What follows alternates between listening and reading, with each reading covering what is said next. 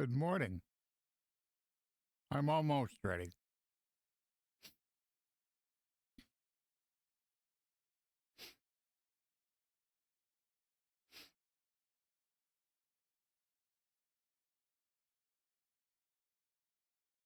Oh, okay.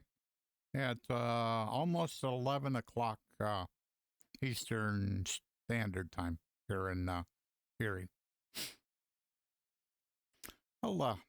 We'll go ahead and get things rolling then.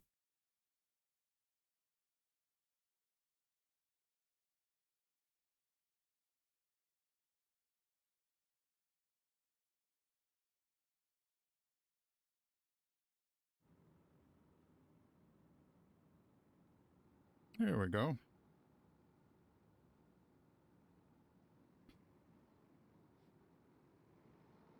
Yeah, we'll start a little bit early. We are in Erie, Pennsylvania, and where I learned how to fly a 172. Oh, you're in for a treat, or we'll see how it goes for you then. We'll see how it goes. I'll do my best to try to not move too much, but it's hard. And so this is where I learned how to fly 172, which is what I'm going to fly today. And this is the flight plan that I'm using. I'm going to fly from KERI to KLNN and then to KYNG. So that's Youngstown, and then back to KERI, back to Erie. So it's about 150 nautical miles. So the estimated time would be about an hour and a half. So I did this flight in real life in a real 172 solo. So I never did get my my pilot's license, but I probably have 10 or 12 hours solo flight. So no instructor, just me and the airplane. So so it's kind of fun to redo this flight. So VR, yes. So I am using what's called a Bigscreen Beyond. So this is the smallest VR headset. Yes, just is. And so the displays in my headset is micro OLEDs, and so the blacks are black, and the resolution is real good. My particular headset has a little bit of an issue where the screens and the lenses are a little bit too wide, and I'm waiting for support to get back with me so I can get this resolved. But it isn't bad enough that it gives me eye strain or headaches. So if it's really bad, people have experienced that. So, but not for me. So we'll go ahead and so I'll follow my checklist here. Yep, we got some sound. Let me check. Oh yeah. Check. OBS streaming. We are streaming. Check. OVR toolkit Windows. Yep. We got that. Check. Fly with Lua sound script. We got that. Check. Avitab plugin. Got that. Check. Rep weight and balance. No, let's go check. Let's go check my fuel. Show weight and balance. Oh yeah, we better put some fuel in this thing. So I'll put 17 in here.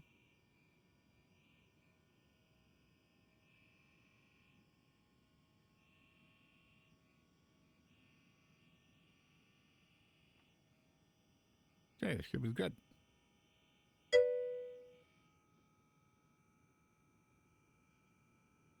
Yes.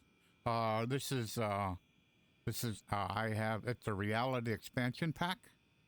So it makes the plane much more realistic. And so yes, this is first of all, need to back up. Yeah, I'm running this is X-Plane 12.0.8 R1. So this is the first release candidate. and I am using the Reality Expansion Pack for the default 172.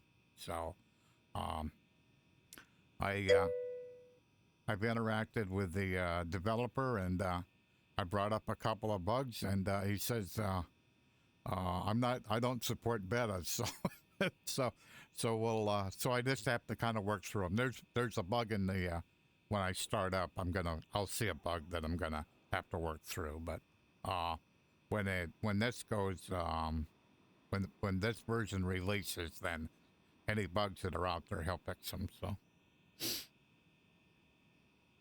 So weight and balance is done. Check. Rep maintenance log. So we'll go see if I broke anything. One thing I think I'm going to turn on. I got this message here that's telling me show maintenance report. Basically, it's cold outside. So it's kind of telling me that. Good morning, Iowa Scotsman. So we're going to start this. And we're going to engage. That put the message away. So we're good to go. So let me stop this because sometimes I forget.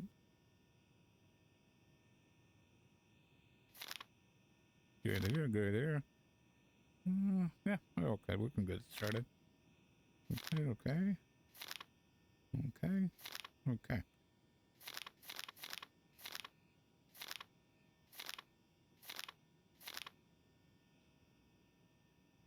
Good with that.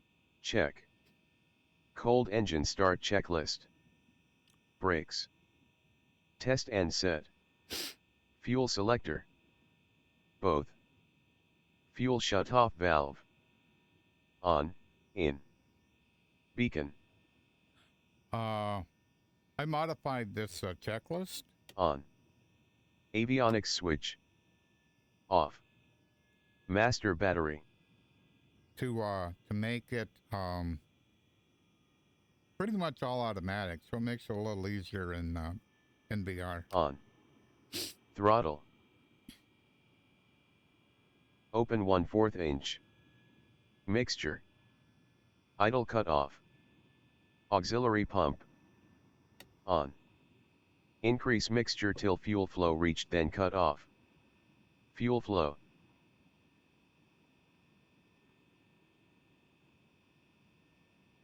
Reached. Mixture. Cut off. Auxiliary pump. Off. Starter. Engage. Mixture, at engine start.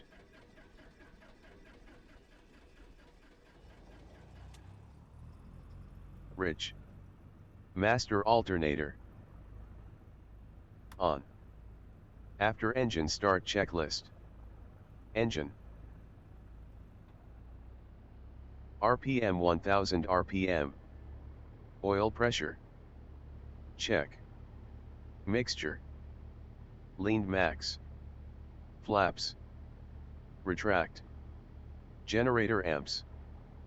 On.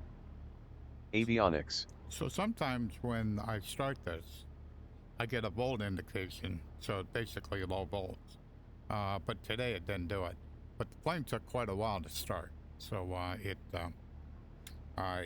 even though I have it where it's automatic, where it basically looks and makes sure that it's got enough fuel flow, you know, before it tells me it reached it, and then I pull the mixture to cut off. So, but it almost is like it didn't really have enough fuel to get it to start real well. So, okay, we're gonna turn the avionics on. 27,000. Instruments. Alrighty, where are we at? South. Should be over here a little bit. What are you telling me? Yeah, 7:30.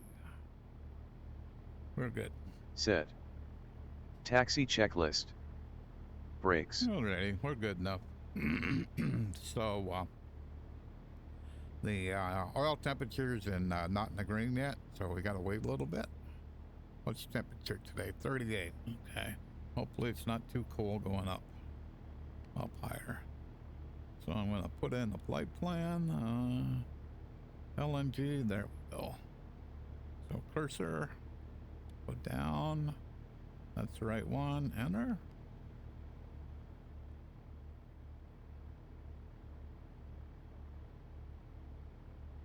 Yeah. I just updated my ARAC this morning, and the flight plan was made with the previous version, last month's ARAC. So that all makes some sense to me. It surprised me a little bit, but we're all good now. Alrighty.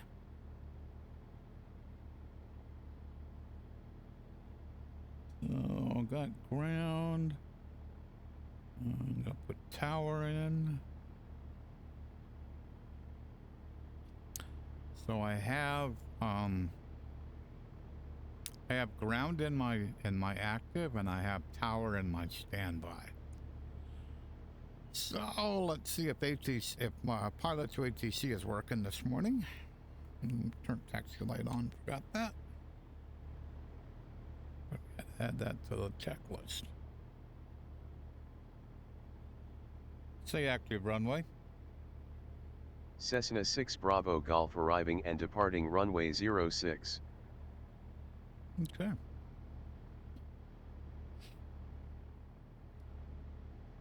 So it doesn't look too bad. Actually looks a little better outside than it looks in here in the sim, so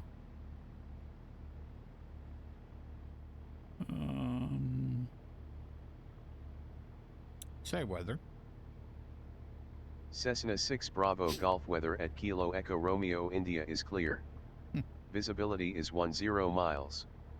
Winds are 190 at 15 knots, gusts to 22 knots. Current altimeter is 299.5. Temperature for dew point -3. Interesting.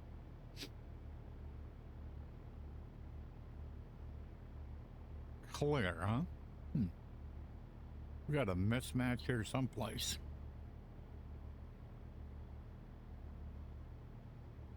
Not sure why.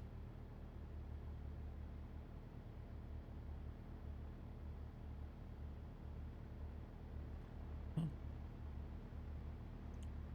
sure if I want to try to troubleshoot this.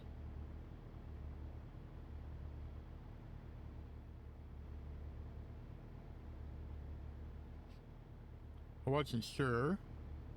Oh.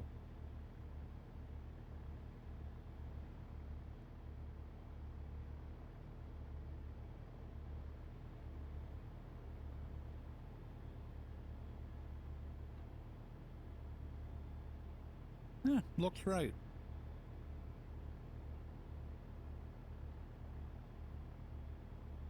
Yeah. Explain 12 real weather. Oh, it actually come up here. Oh, cool. Yeah, it says explain 12 output real weather.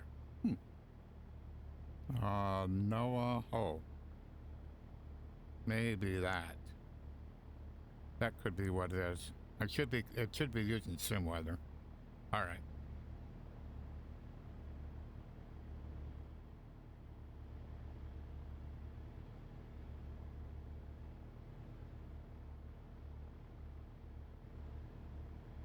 See if it's different. Say weather. Cessna 6 Bravo Golf weather at Kilo Echo Romeo India is clear. Visibility is 10 miles. Winds are 190 at 15 knots, gusts to 22 knots. Cloud coverage is clear. Current altimeter is 299.5. Temperature for dew point -3.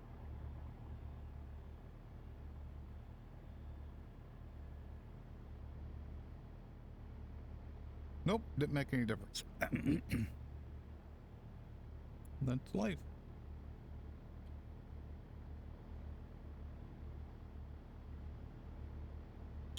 Cessna 6 Bravo Golf ready to taxi. Cessna 6 Bravo Golf taxi to runway 06 via taxiways Delta, Foxtrot, Golf, hold short runway 06. Taxi to runway 06 via taxiways Delta, Foxtrot, Golf, hold short runway 06 Cessna 6 Bravo Golf.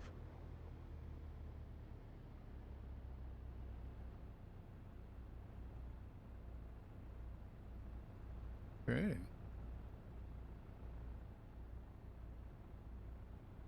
A bit windy today.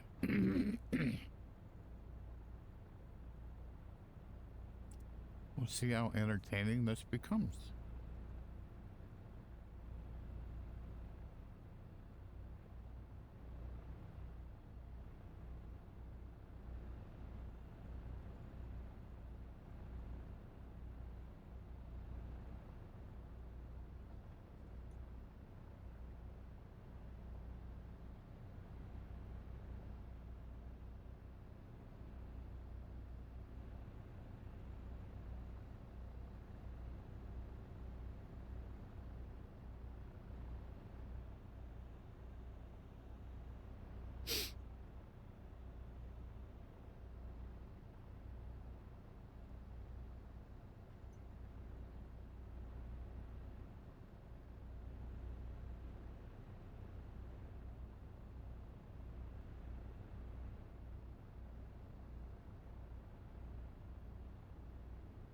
Cessna 6 Bravo Golf contact tower on 118.1, have a good morning.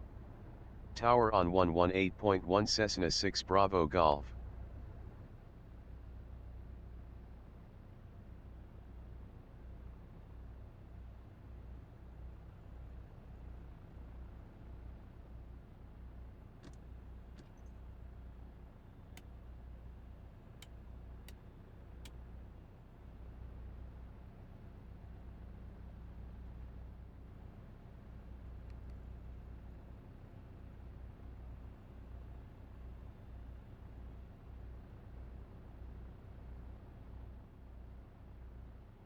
Cessna 6 Bravo Golf ready for departure.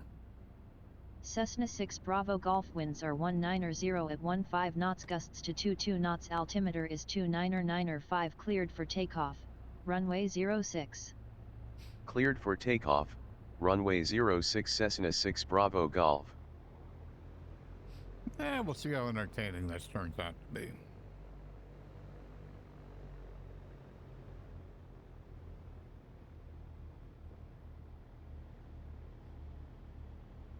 I leaned my mixture out a little bit to, because I was not happy with, a rep wasn't happy with me, so, had to make sure I got it richened up. Okay.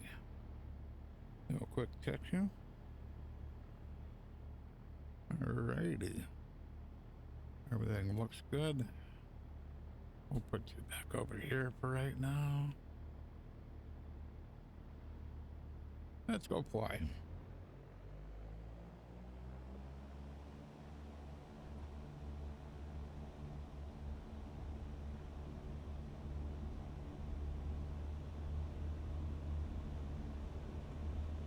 Airspeed's alive. Yes, we can fly.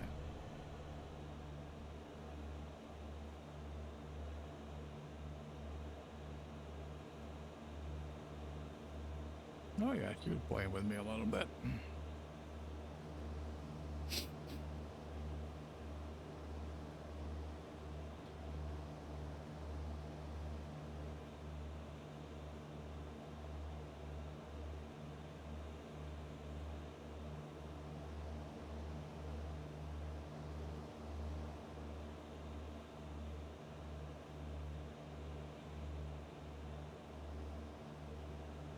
Yeah, terms about right.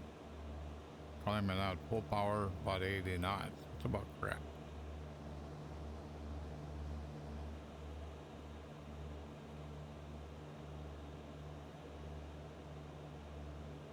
So we'll get to be like a pattern altitude or a little bit above, and we'll start heading on our course. So we're pattern altitude right now.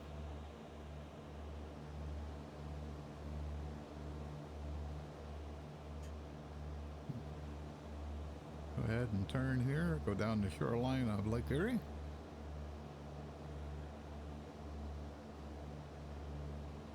Make sure it's not too steep.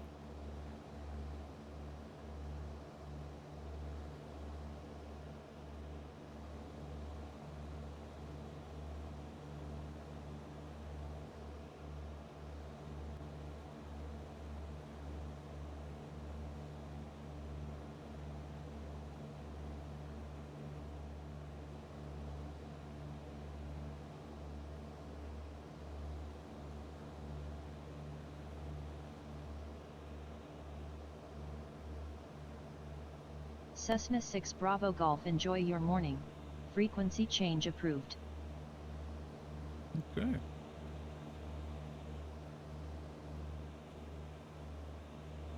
I'll pull back power a little bit. Like 2200.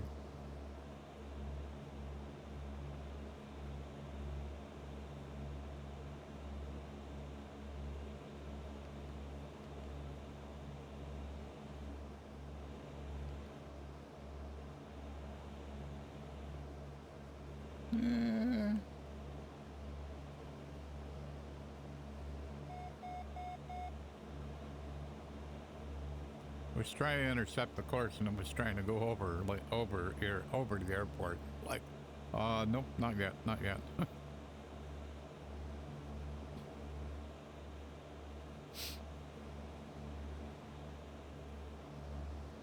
I'll wait till I get by the airport. I normally have the yokes turned off, so when the yokes are turned off, I can't hit the autopilot disconnect. I need to set it up for a voice command, so I can just say you know, autopilot disconnect, and it do it with voice. So, but there's something I haven't got to yet.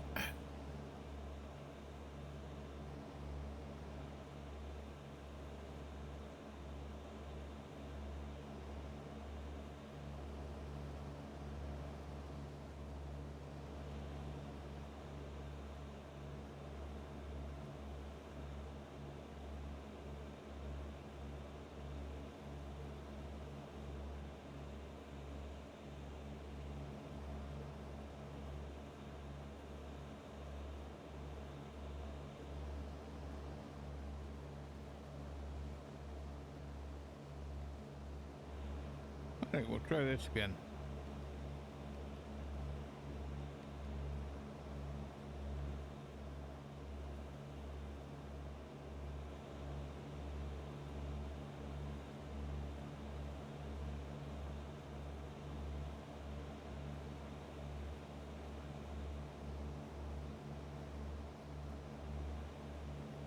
So the little plane's gonna fly up until it,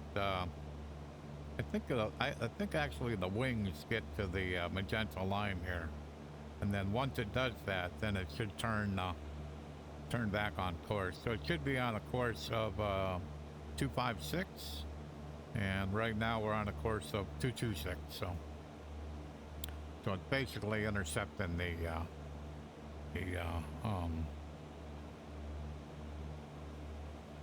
the GPS line.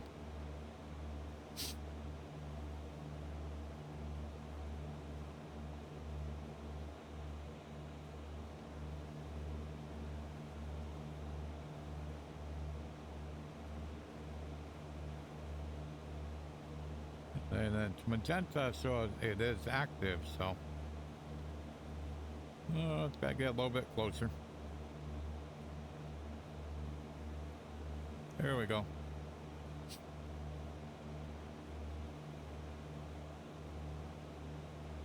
So gonna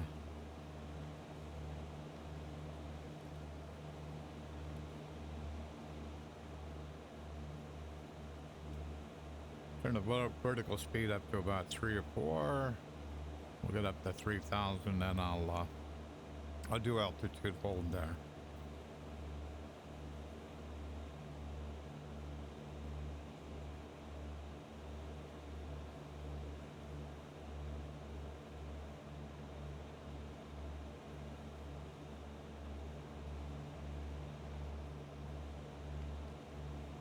So pull power back.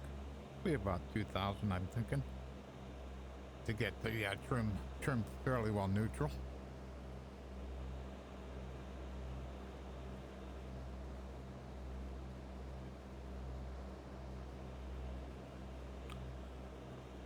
So we are flying along the shores of Lake Erie.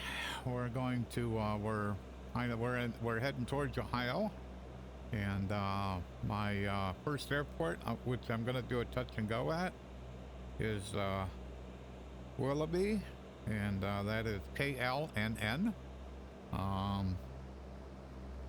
As I said, this is, I'm replicating my long solo cross country. So a long solo cross country, you're supposed to have, it's supposed to be 150 nautical miles, and it's supposed to be 50 on each leg. As it turns out, one of mine was longer and one of mine was shorter. So this one here is about 60 nautical miles. The one from Willoughby to Youngstown is a little under. It's about 45 or 43. And no, I don't. No, I don't. I have X World, and I have Global Forest version 2. So I don't have Auto Ortho for this reason. I'm not sure they have it figured out to make the shorelines look correct, and I happen to live on a lakeshore.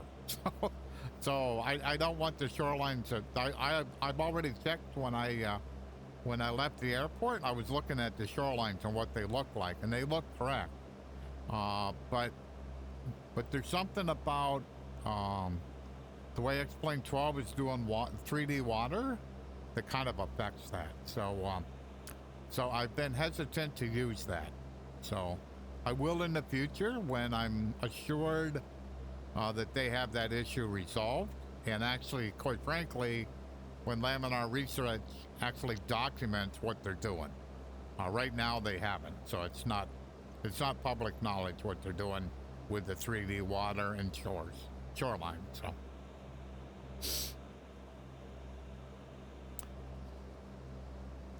So the scenery is basically default auto gens with X World on top of that. So, and then global forest for the trees and stuff. So overall, I think it looks pretty good. The ortho will look a little bit better in this area because there's a lot of vineyards in this area, and the textures, I don't see anything I would call a vineyard.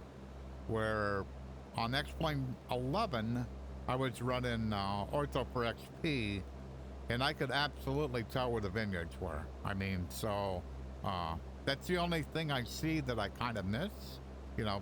But other than that, I'm okay.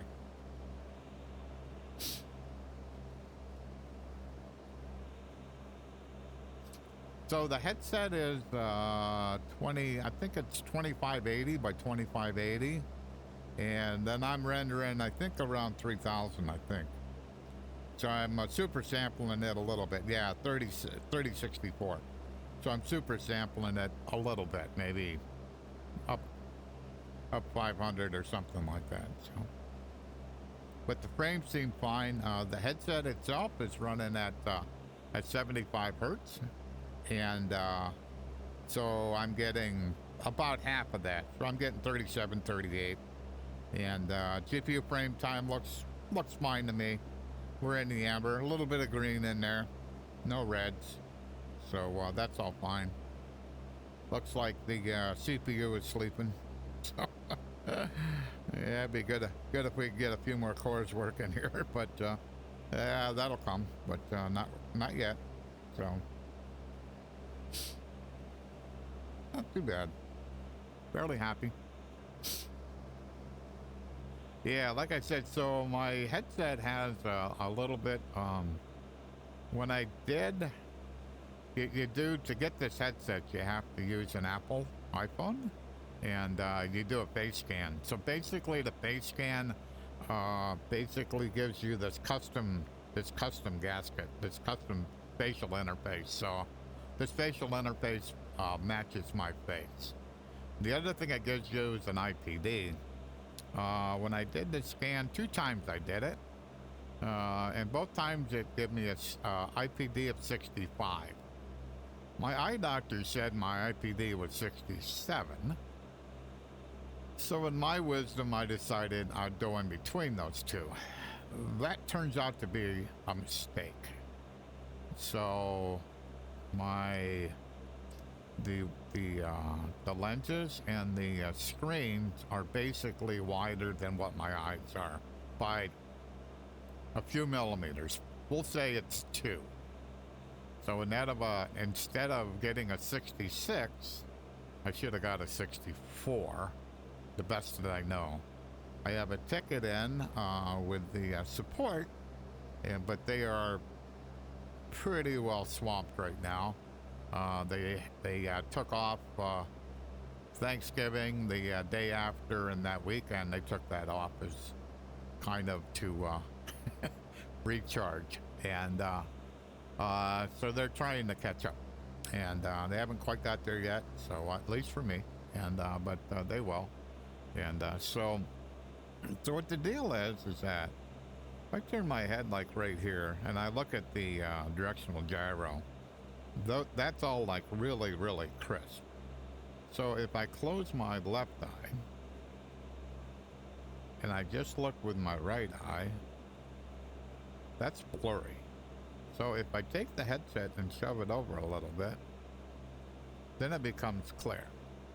So that basically is saying that your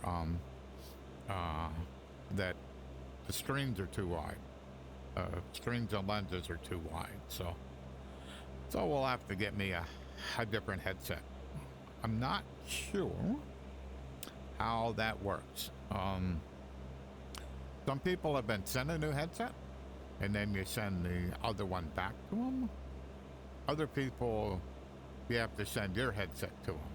So it currently isn't real consistent how they're doing this. So, but I won't know until I get contacted and go from there. So.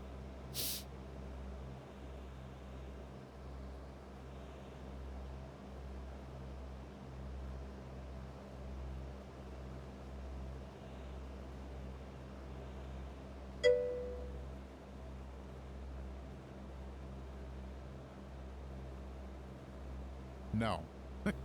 Sorry. The disadvantage of streaming VR is exactly that.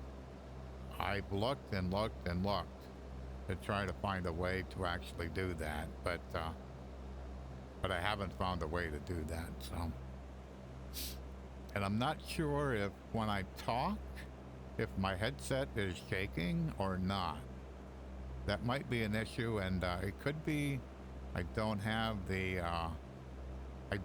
as tight as maybe I should have. So I'm not sure if that's part of it. But I'd have to watch a VOD to see what it looks like. And I'd know. Thank you for the follow. Thank you so much. Hey, my Streamlabs actually worked. That's great. I would always. Well, that's not good. I would always get the sound, but I wouldn't necessarily see the follow message in chat, and so that's cool that that's working. So that means my CloudBot's working. I'm not happy about rain. It's 39. I guess I'll be okay.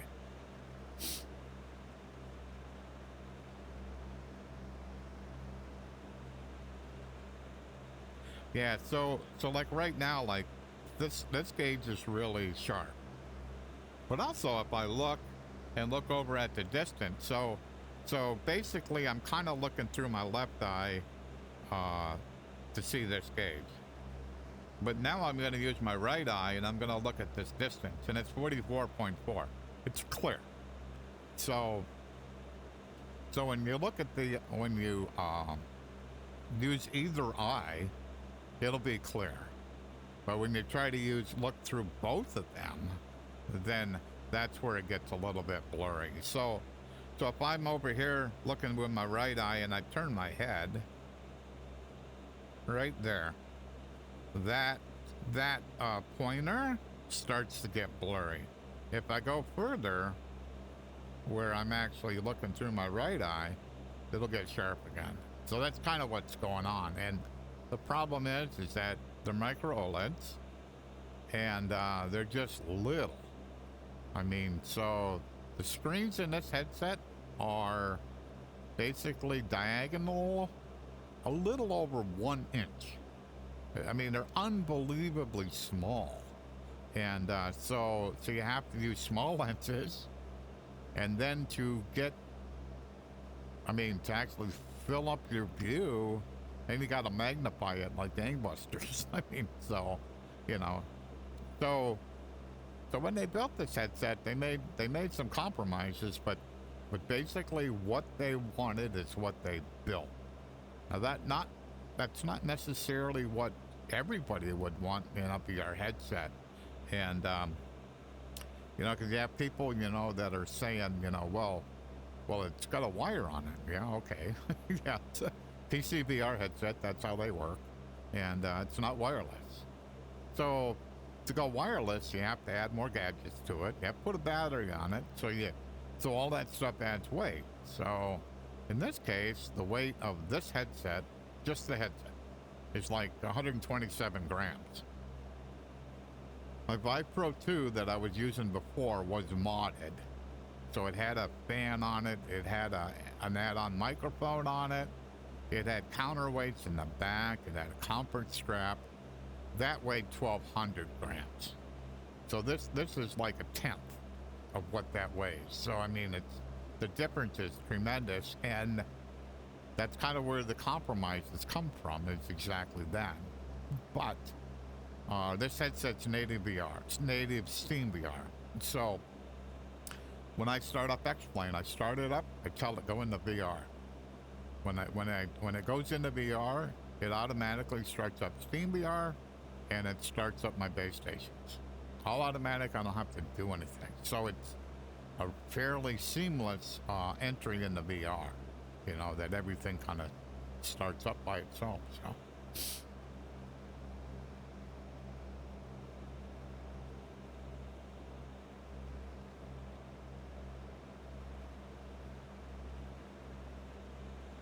So I use a physical yoke and physical rudder pedals. So I have this gadget up here. This is a plywood Lewis strip that basically emulates the visualizes where my rudder pedals are. So if I shove in a little bit on the right one, a little bit on the left one, and then the two in the middle are basically the toe brakes. So as I roll them in, and they go up. So because there's a camera that can see my yoke, can see me. You can't see my rudder pedals, so I designed this thing so that I could visualize that. So when you're flying along like this, irrelevant. When you're coming in to land or taking off, completely relevant. You know, where you can see the rudder inputs I'm making to try to keep, you know, and a good example is when I left. So I'm going down the runway, and I'm applying right rudder.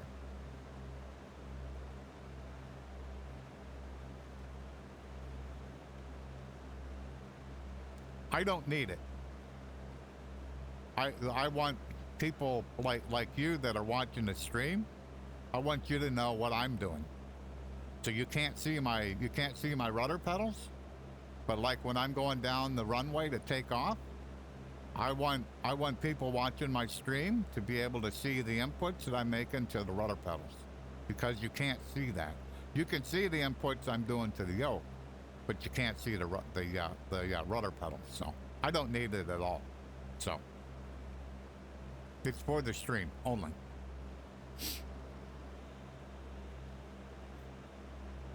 But it's just a plywood Lewis strip that's got some sliders on it, so it basically takes the input from the analog of the inputs, and just mimics them here. So. Okay, not doing too bad.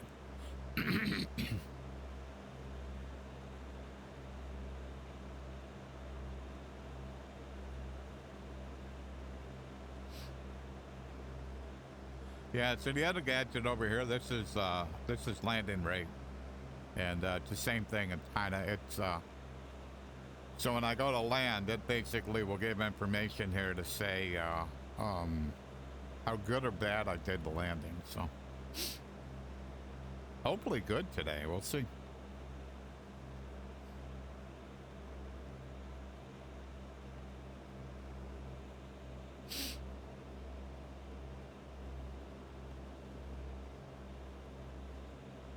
Kind of looking over my gauges, see where we're at. Huh. The vacuum seems much better. Oh no, I'm up pretty high. So earlier on previous flights, when I was around 1,000 RPM, this vacuum thing would be way down at the bottom of the green, and so now I'm about at 2,000. So it's about in the middle, probably where it belongs. But not so sure why it was doing that. It actually would show like low vacuum here. So.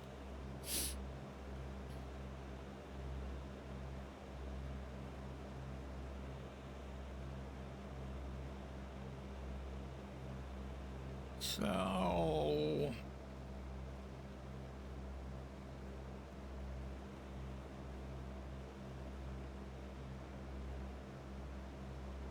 set COM1 standby 122.725.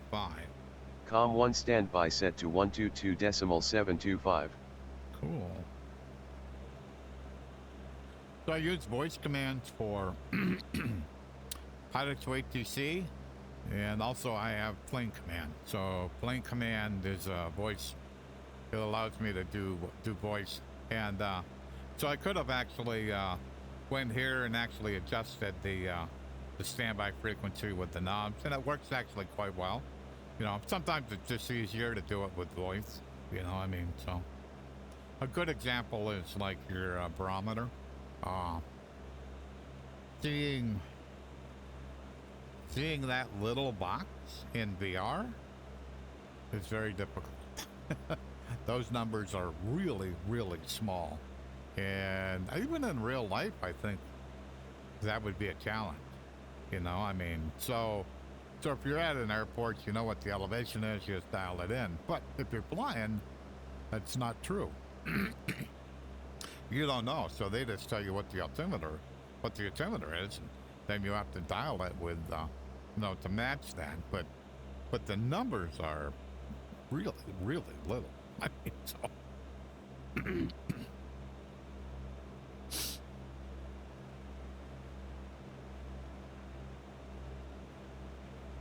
So to bring in my my chat window and pilot to ATC and my desktop, I use a program called OVR Toolkit, and so that basically allows me to bring.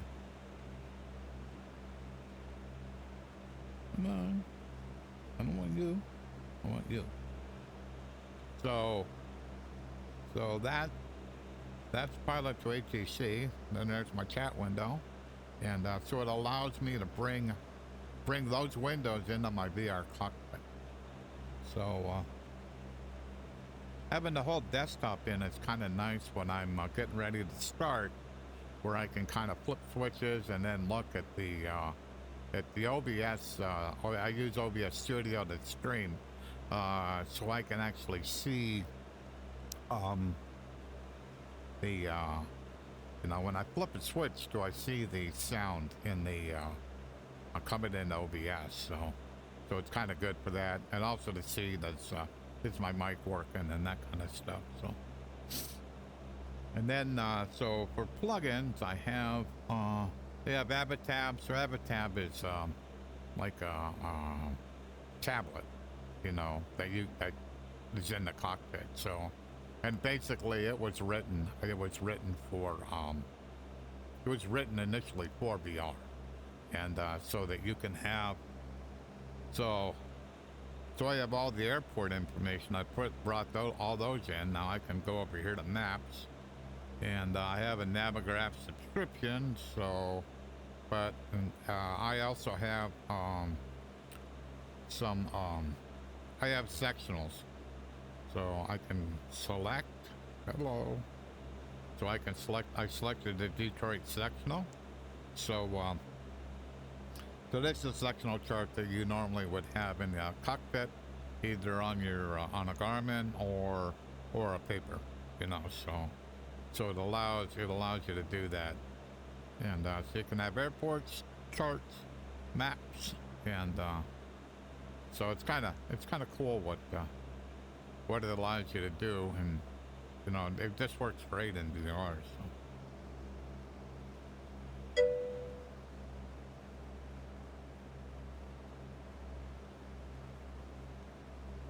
Yeah, I heard that. I gotta talk to Falco, the guy that writes Abatab, and see if he's gonna integrate that into Abatab. That'd be cool if he does. So, and yeah, I seen that. So, yeah, that's what I had problems this morning when, not problems, but I mean, when I went to load the flight plan, it says that the ARAC didn't match, and I went, oh, that's right, I just updated it, but I made the flight plan a couple of days ago. So, but it isn't like any of the nav aids are changed in a month, so no big deal.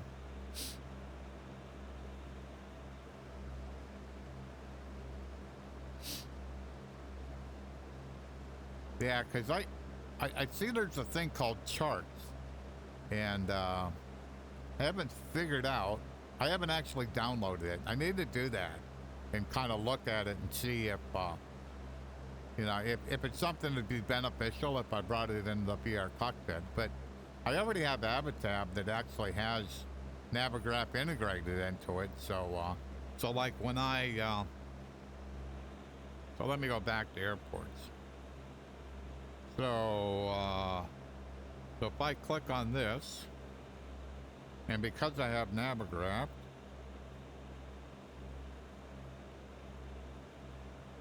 so this Jepson chart.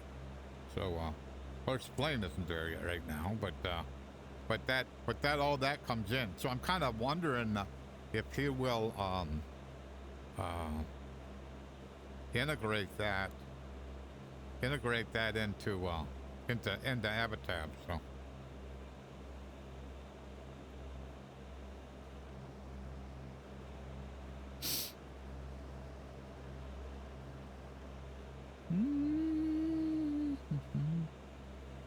So yeah, so I'm using this for a physical,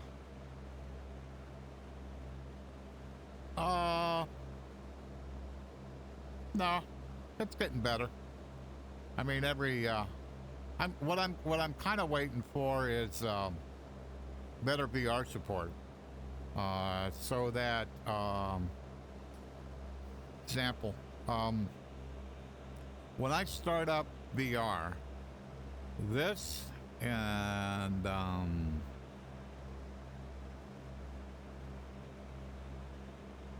there's a couple of things that are attached to my headset, so I have to basically so this is, that is, yeah, that is all three of those are attached to my headset, so they're out about here. Some authors make their first window huge. So if the window's too big, then you may not be able to reach far enough to get to the top. But if I come over here, that's the move bar. So, but if the window's too big, so if this window was, say, 10 times bigger, it may be outside the cockpit. I'd never be able to reach it, so you can't move it. So it's kind of like stuck. They're stuck attached to your headset. And so what I'm kind of hoping is that they have a method where, just like where your seat is. So this thing here, let's get in the pilot seat.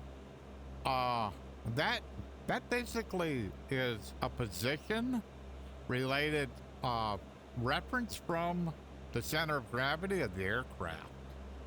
So what I would like to have is so that you could have plug-in windows that are the same way, so that they are referenced from that. And so that when you start up the airplane, those windows would already be in the airplane. Because they know where they're supposed to be, just like the pilot head position is. That's what I would like to see.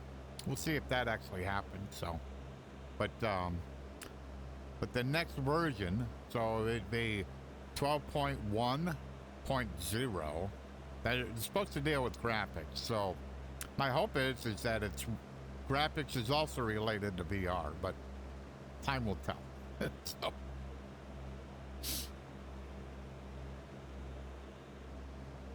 But in general, I don't have any issues with it. I would like some better performance, and I would like some better anti-aliasing. But that's about the limit of what I'm looking for. So many of the other things are looking quite nice. Like the clouds are looking nice. Every once in a while they'll get, because I'm running real weather right now, and every once in a while they'll get a little funky, but in general not. Interesting fact on this headset, there's a PNG file that basically is called prop disk, and it's whatever the aircraft name is, prop disk 2, I think it is, because there's two ends of a propeller. And when I first got this headset, I was flying like this. I was testing. And when I looked out through that prop disk, the clouds in the distance, the clouds in front, would shake. I went, what's that? And, but my Vipro 2 didn't do it, and my Valve Index didn't do it.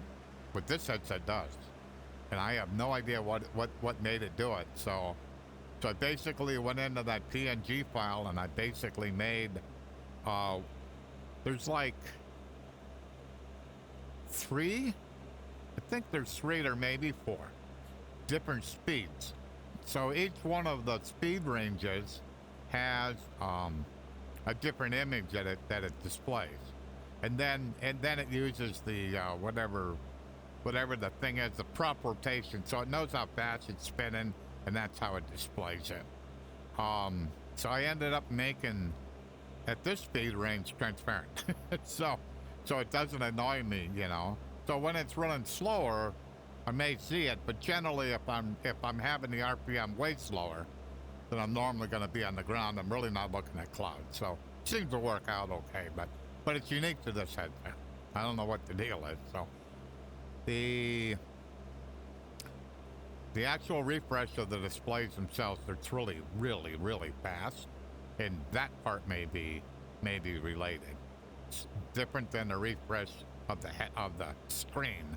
It's just different. So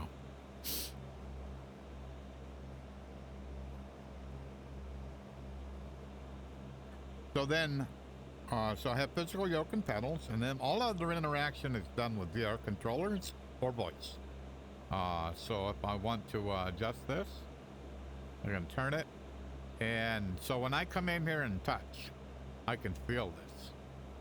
So there's a haptic in this controller that I can feel. And then if I pull the trigger and start rotate, that the haptic just sits there and vibrates. So I can feel it. I can feel it changing. On I'm gonna do this one here. On this one, it's real faint, but I can actually hear the clicks. I can hear and I can feel the clicks. So I have the sound turned down pretty far. Let me turn this up a little bit.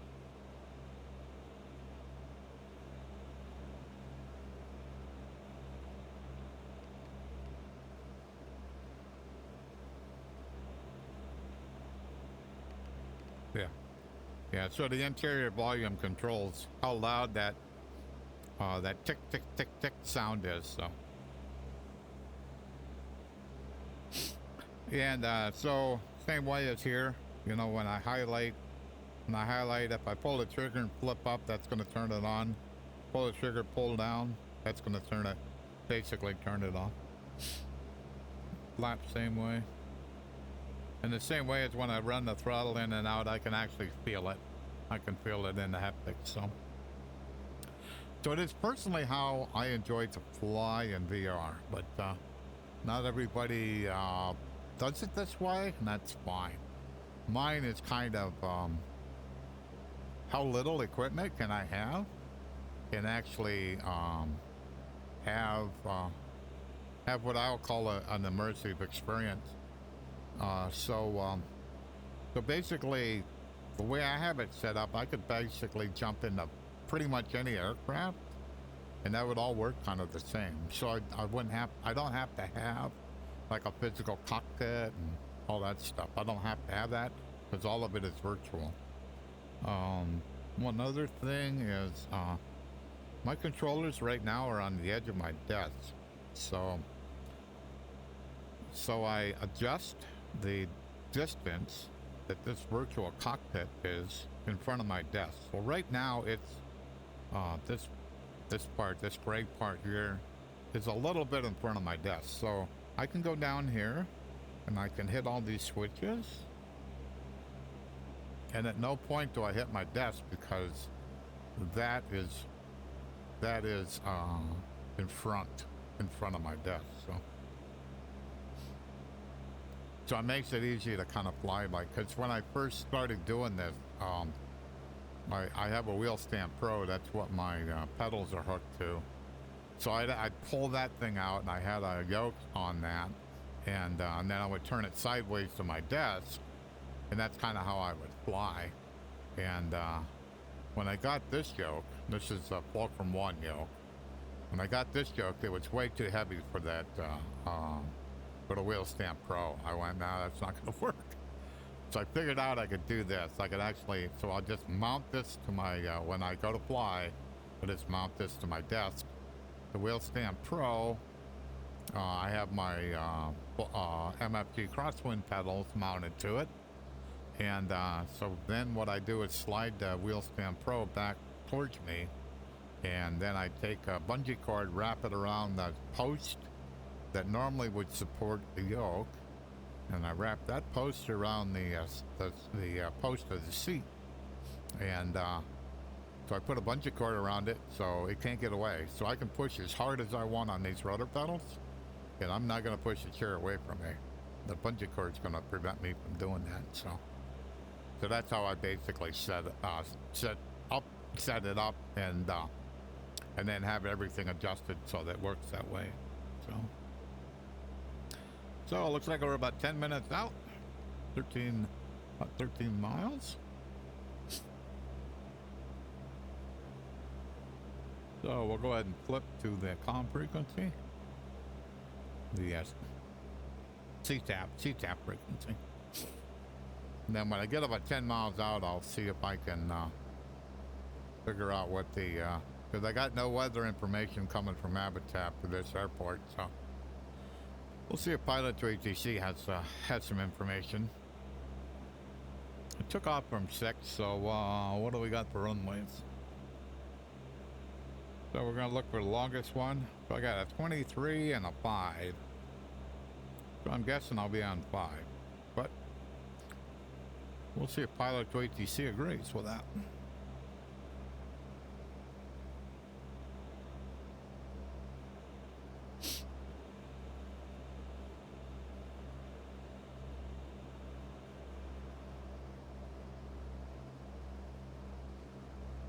Yeah, so when I did this in real life, I had a little bit of excitement on the second leg, and I didn't do touch and goes. I wasn't allowed to do a touch and go, so I landed at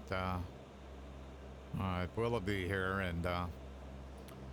and so as I was going out here, I had flight following from Erie, and then basically I got transitioned to Cleveland. And so I told Cleveland I was landing at Willoughby, so I'm landing, and so I land and then get lined up, and because they don't have, there's not taxiways all along the runways. See if I can show a picture.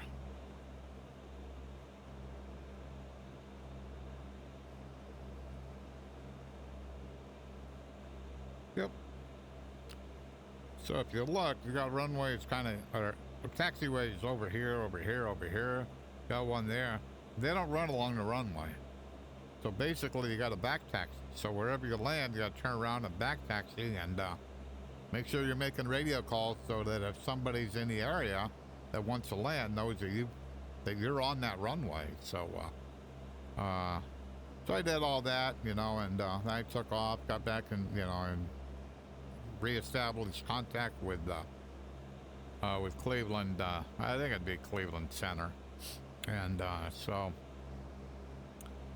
then I'm heading for Youngstown, and I'm just enjoying myself way too much actually, and so I go down, and I'm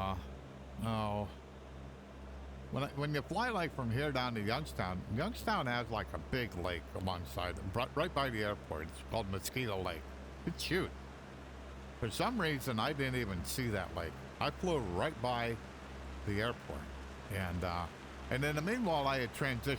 So I had transitioned from Cleveland Center to basically Youngstown, to approach, and so they're doing flight following. So I got a radio call from Youngstown. It says you get my call number, and says, "You plan on landing at Youngstown?"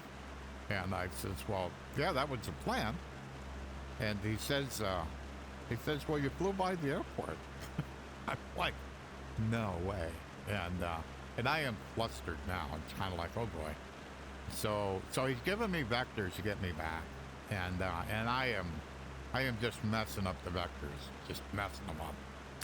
So finally, you know, I finally got myself calmed down enough to actually pay attention to what he's telling me, you know. So they got me lined up, and I went, oh, there's the airport. So he's cleared me to land, so I go ahead and land, and after I land, get off the runway and taxi it, you know, I basically just thanked him, kind of like for looking out for me, because they don't have to do that.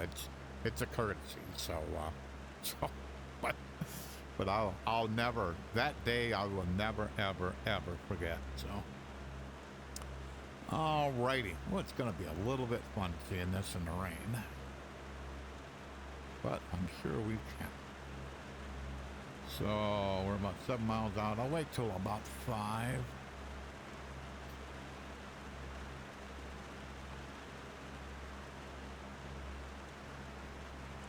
Say active runway. Cessna 6 Bravo Golf arriving and departing runway 05. Okay. I guessed right. Oh, this is trying to figure out if I want to change the weather or... Yeah, it's 40 degrees. No, I'll be okay. Alrighty. Well.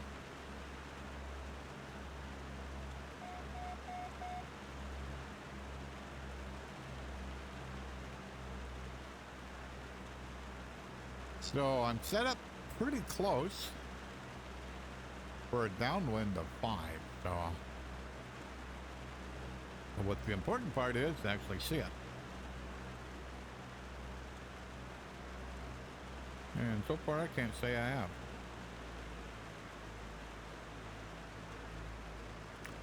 So it's over to my left a little bit, which is okay. So elevation 6, so it's 600 feet, so a pattern to be 1700 feet. And we're about 5 miles out. The rain makes it a little bit, maybe a lot more of a challenge, but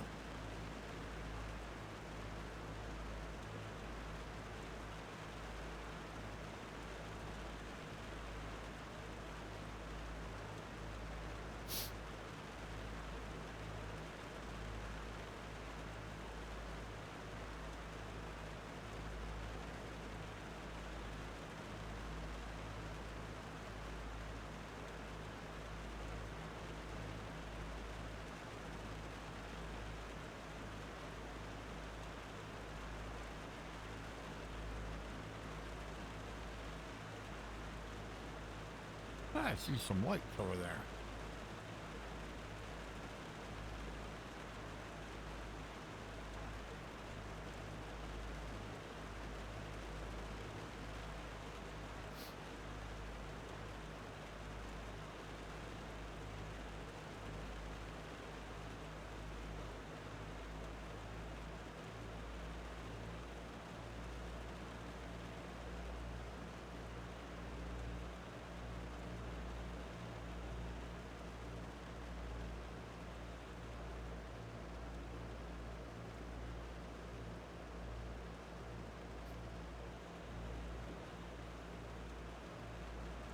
thinking that's the runway right there.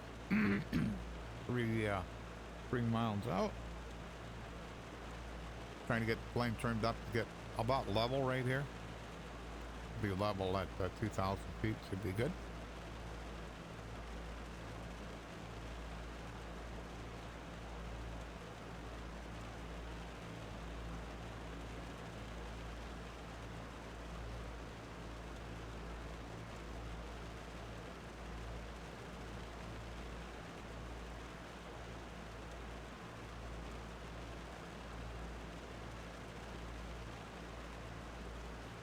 Okay, weather.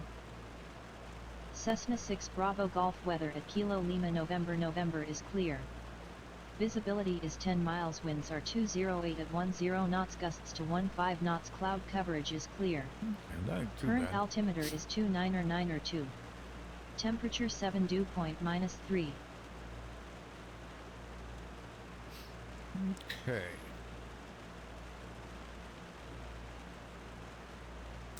So that's certainly the runway. And I have 5 dialed in, so it's in the bottom. So that means that when I go down here, that's will be a downwind for runway 05.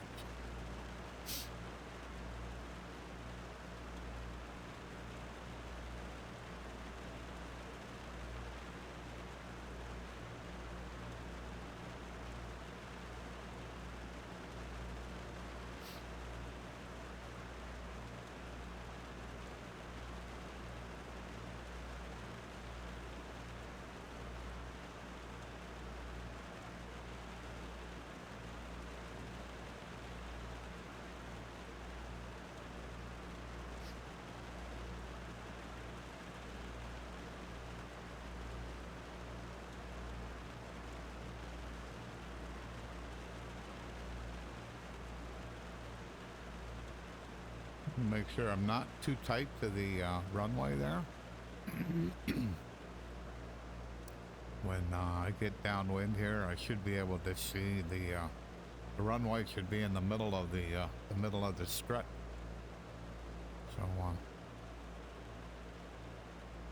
I'm trying to ease my way out just a little bit. I'm pretty close, so I'm about where I need to be.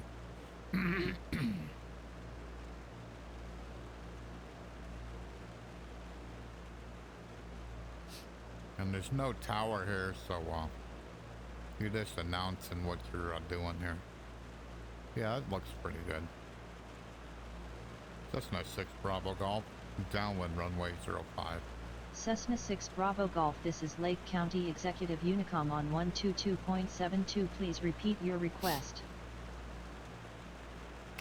Not a request, I was stating a position.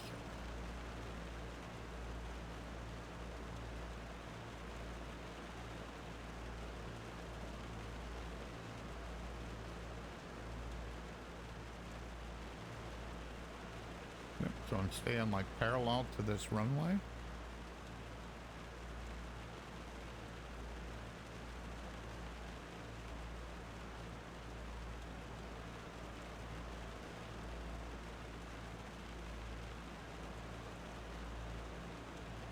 Just double checking my directional gyro and the compass. Make sure I'm they're in sync. Alrighty, I'll pull back power just a little bit. 1 knot to flaps. Get the nose down a little bit.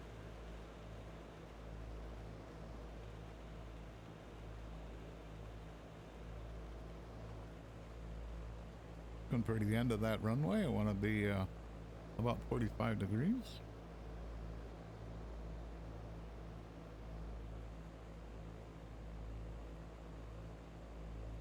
Let's say I'm probably pretty close. I'll go ahead and turn the base.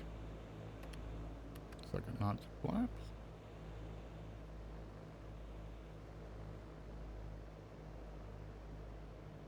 Come on.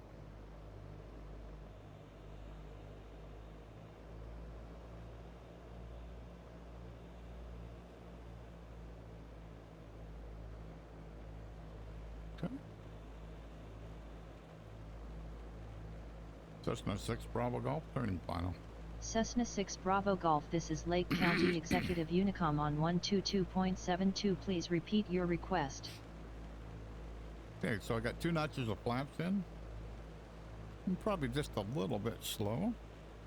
Power's about where I want it, about 1700 or so. We'll see how this goes.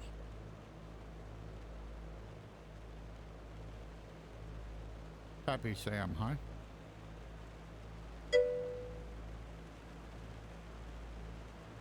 Hey, see you later. Thanks for stopping by.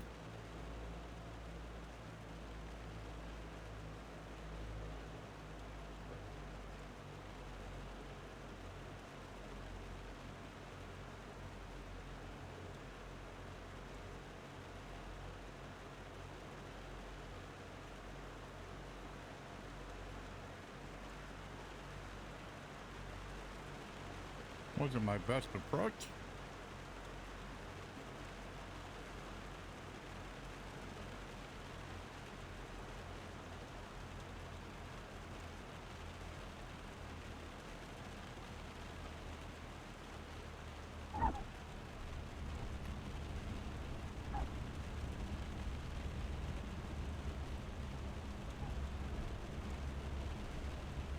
This wasn't good.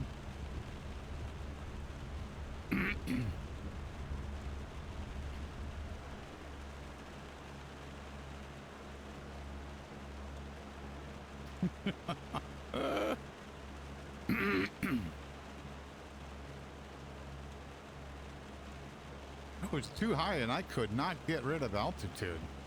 I don't know what that was all about, but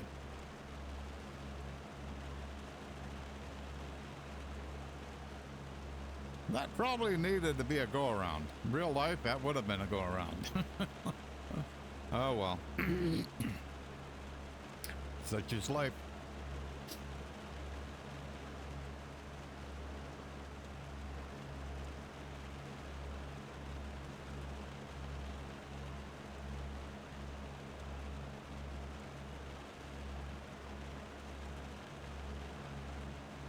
Yeah, let's see where we need to be. Need to be 137.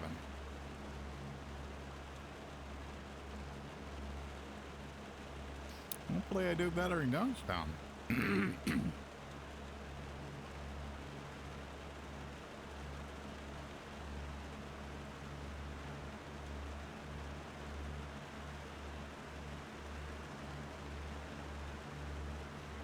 I think the rain was really driving me nuts.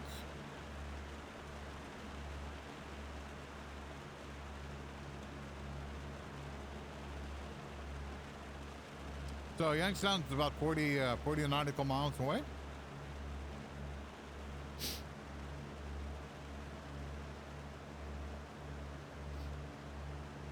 I certainly have done better.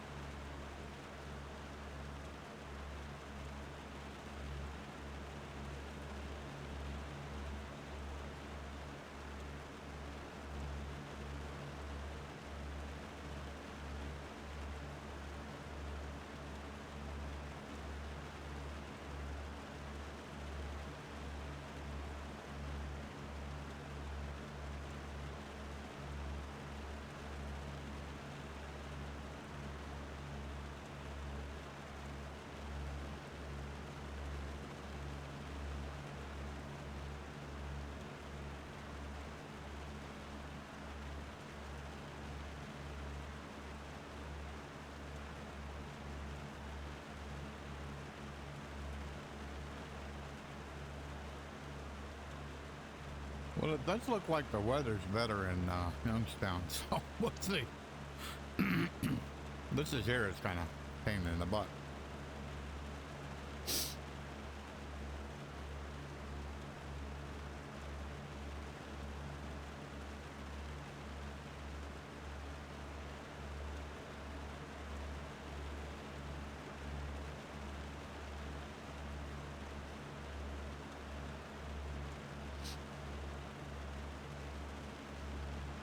Yeah, because I think on final I had all the power pulled out of the airplane, and it still wanted to fly. So that had me a little bit confused. Probably should have slipped it. That probably would have been my best approach there, is just to slip it to get rid of the elevation.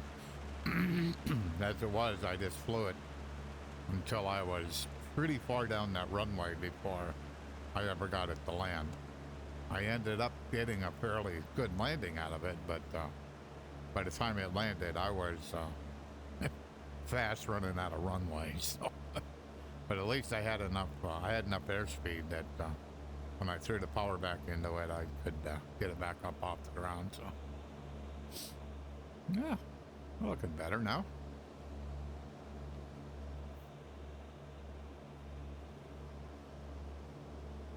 So on the way here from Willoughby to Youngstown, we'll go across Pymatuning Lake. So it's a lake that Pymatuning Reservoir, actually. It basically goes across the state line. So part of it's in New York, or part of it's in PA, part of it's in Isle.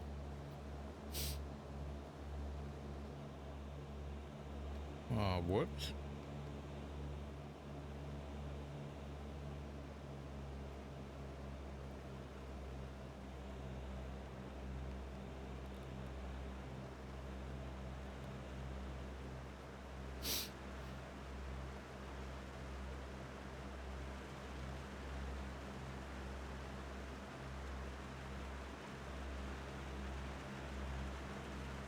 Wanted to fly at 3,000, and I kind of went above it by a few hundred.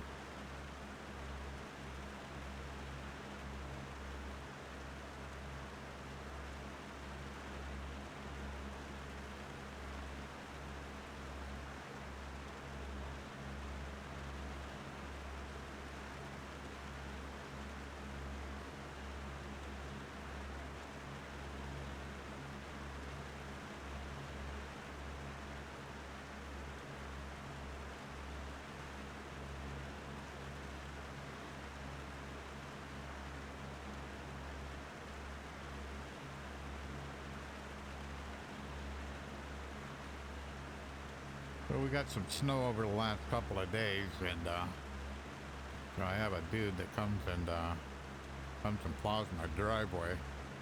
But the only problem is that when it thaws and freezes, and then it turns to ice. So my girlfriend's got to go to work at 2, and I need to make sure I'm done with my stream before that, so I can make sure I can help her get out to the car and not fall on the ice. So, but looks like I'm pretty much on target. So yeah, I'm doing good. So should be okay. I'm like 22 minutes to get to Youngstown, and probably be about 30 minutes to get back. I can actually look.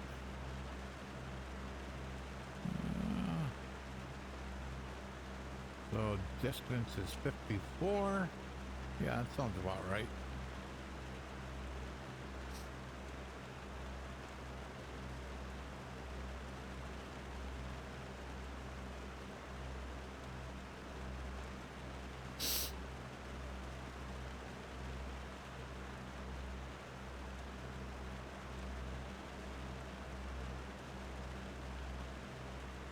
Rain is a little bit annoying.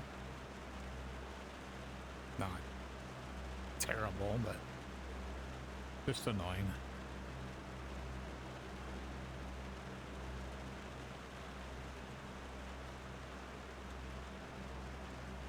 So they got a tower.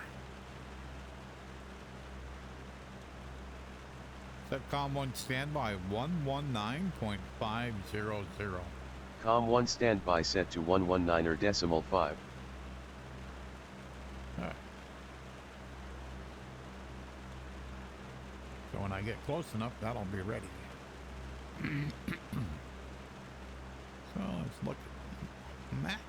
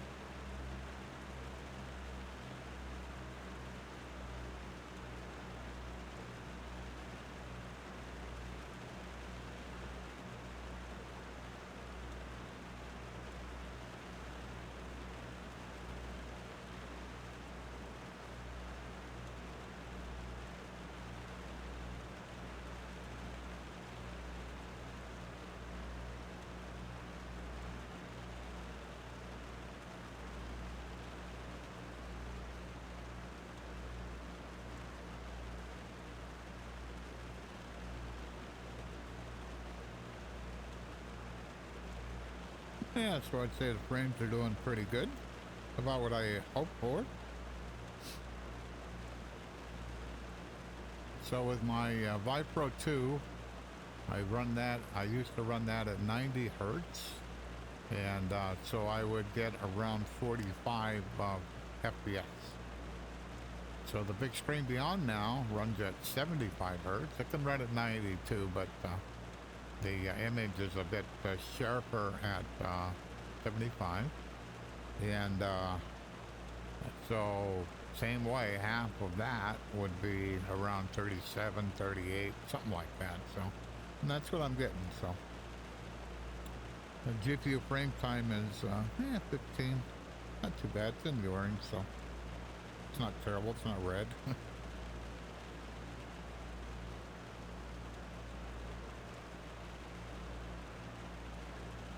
And in general, I'm quite happy with this headset. So the fact, the native VR part of it's awesome, and the fact it's like so much lighter. You know, what I'm using for a head strap, I'm not using the stock head strap. I'm using the strap here is from some swimming goggles. And so when I first put it on, the way it was, the way I seen on the forums, it was just way too tight for me. So I figured out I could add, so there's like some silicone rings that are basically, I got some tape around them, and they're basically onto the studs that stick out of the big screen. I put that on there, and then it was this Velcro adjustment. It was connected right to the silicone rings, and that was just too tight. So I added a tie wrap, you know. So I got a tie wrap loop, and so it's about the same. So the diameter of it is about the thickness of the facial interface. So we're a little too slow for cruise. Huh?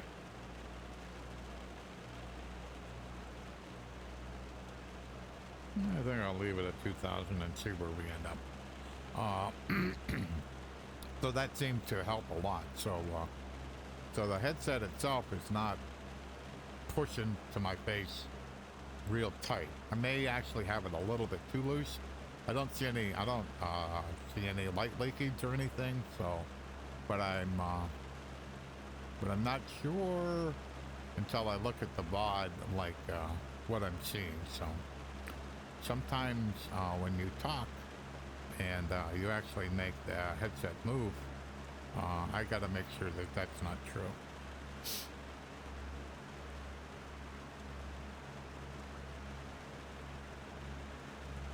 But you only know that by streaming and watching VODs and seeing how's it look, how's it sound, you know, kind of go from there. So.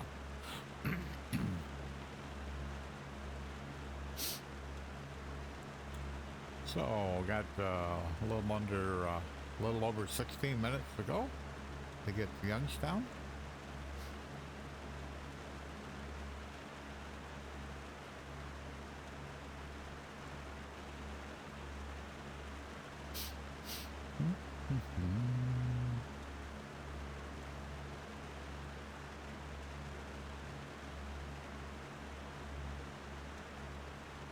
All the rain. It's a little hard to see the clouds. It did look pretty nice.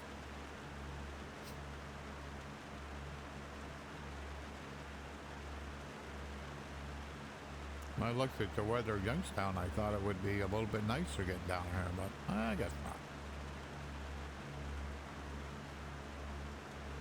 Yeah, temperature's still okay, so I don't need to worry about icing or anything like that, so.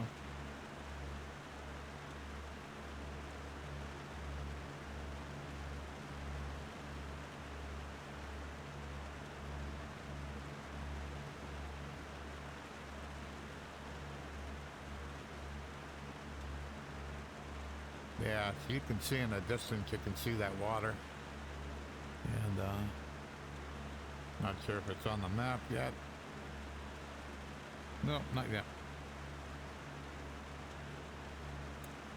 Let me, yeah,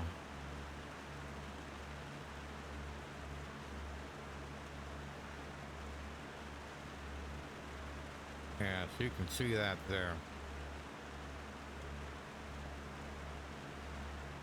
Oh, so coming this way, Pymatuming is over here.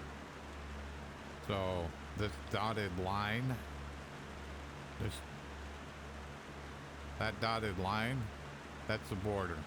So this is Ohio, this is Pennsylvania, and this is Pymatuming. Let me zoom one up. Yeah. So this is Mosquito Lake. So Pymatuming is, we won't go across, we'll go across Mosquito Lake, get into the airport, so.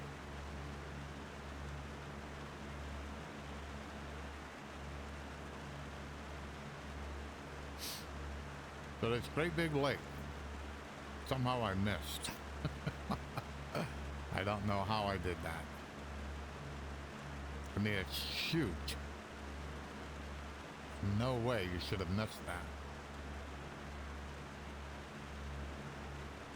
I mean, it's got to be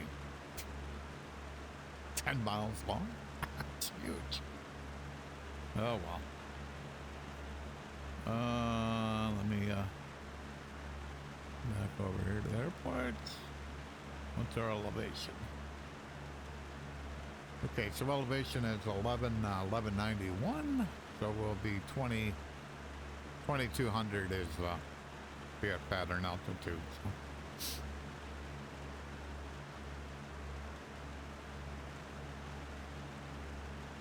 So we're flying at 3,000 right now, so I'll have to get rid of about 1,000 feet. So hopefully I do a better approach. So we were 6 at Erie, we were 5 at Lost Nation. What do we got here? Who's the big guy? He's 9,000 feet.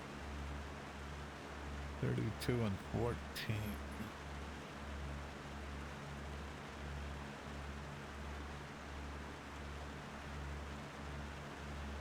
So I'm thinking that's 14.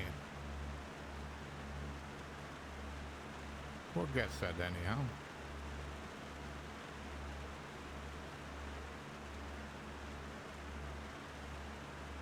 So I'm coming in for a straight in approach, so I'll have to do a little bit of maneuvering to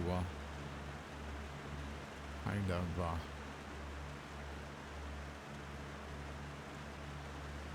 do the approach.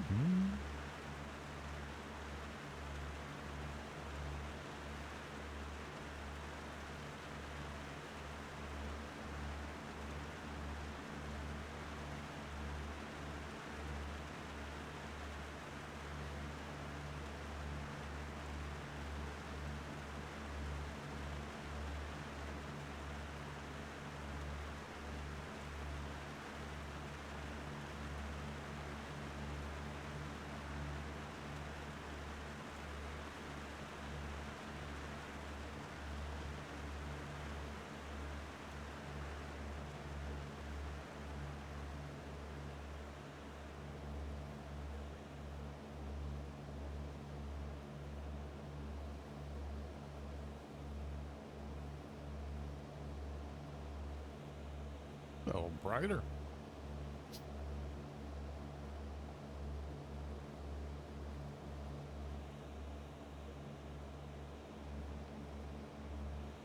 Okay, it's still 14 miles out, so got a little bit to go.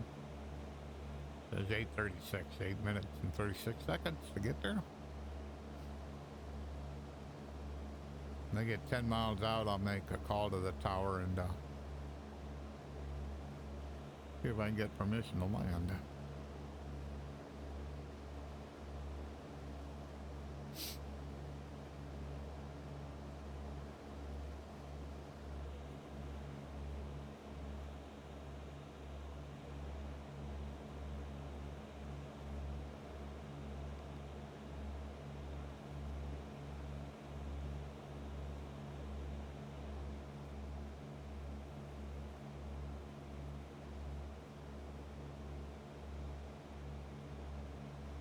Com 1 standby 123.750. Com 1 standby set to 123.75. Romeo.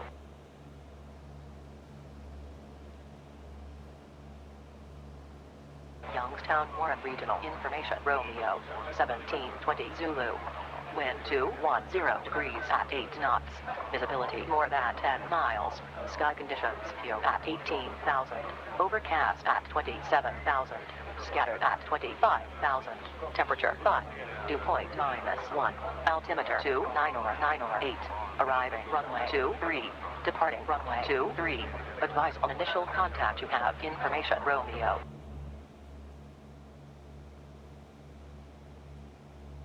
Youngstown Warren Regional Information Romeo 1720 Zulu. Wind 210 degrees.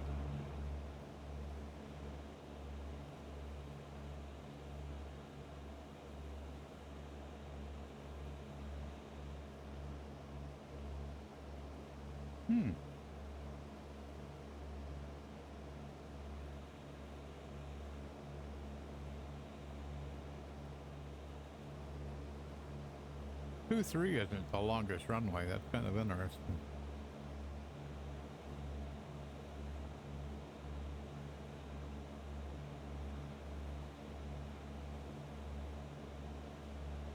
Say weather. Cessna 6 Bravo Golf weather at Kilo Yankee November Golf is broken. Visibility is 10 miles, winds are 208 at 10 knots, gusts to 16 knots, cloud coverage is 25,000 broken. Current altimeter is 29906. Temperature 8 dew point 0. Say active runway.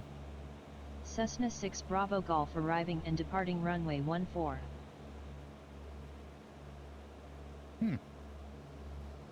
That's entertaining.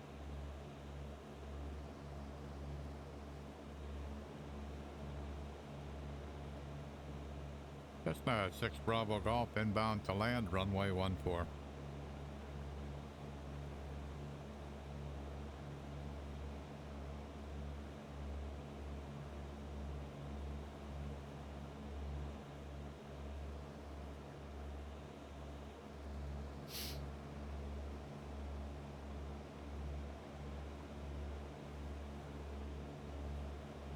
Cessna 6 Bravo Golf inbound to land.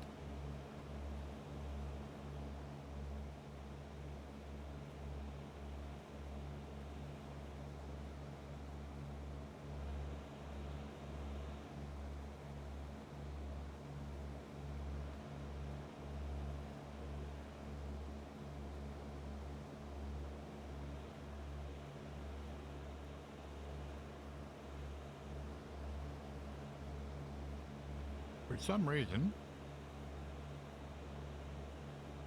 they have this here. It says assigned control tower, but that's what I have dialed in. And I've made 2 attempts to get permission to land. Neither one were successful. So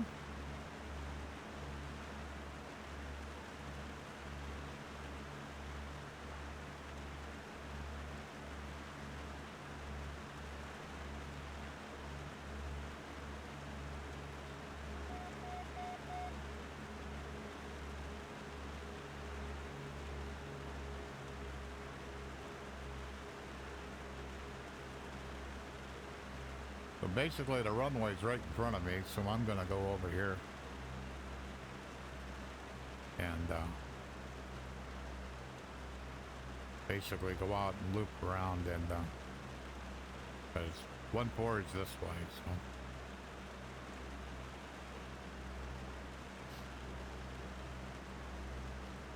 I'm kind of waiting for pilot to ATC to kind of catch back up. I'm not so sure what's going on with it right now. I'll have to look at the logs and see. But now's not the time.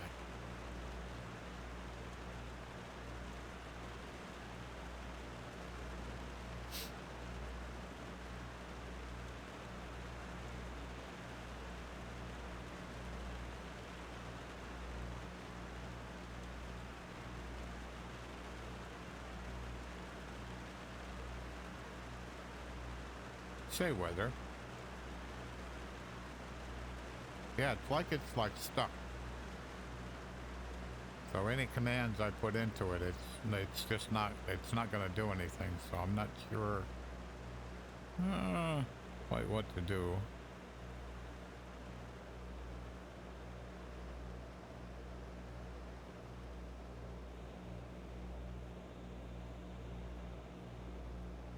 Let me try this.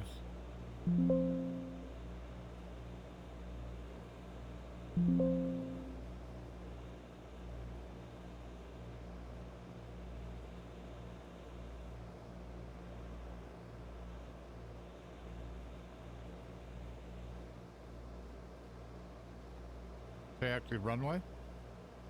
Cessna 6 Bravo Golf arriving and departing runway 14.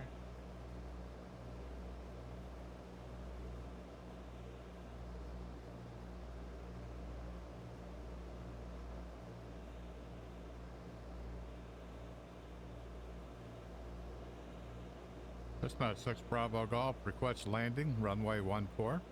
Cessna 6 Bravo Golf report left downwind for runway 14. Will report left downwind for runway 14 Cessna 6 Bravo Golf. So I basically disconnected pilot to ATC and reconnected it, and it seemed to got rid of the problem.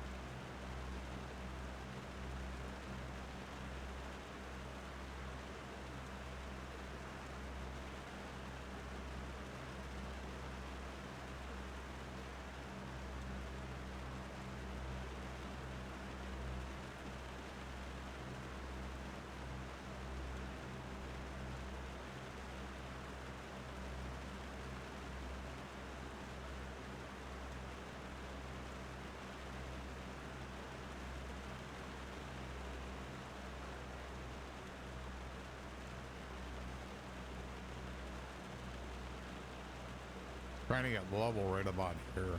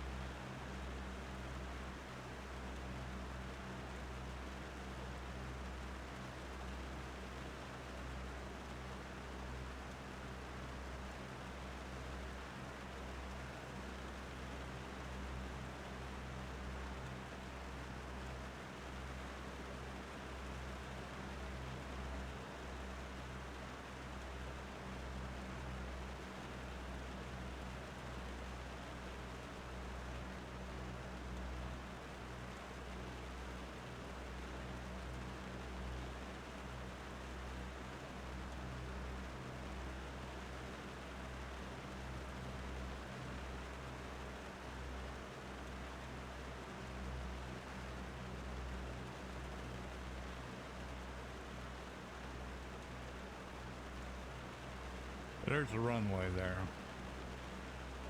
So it looks like I'm a little too far out. So I'll come in a little bit.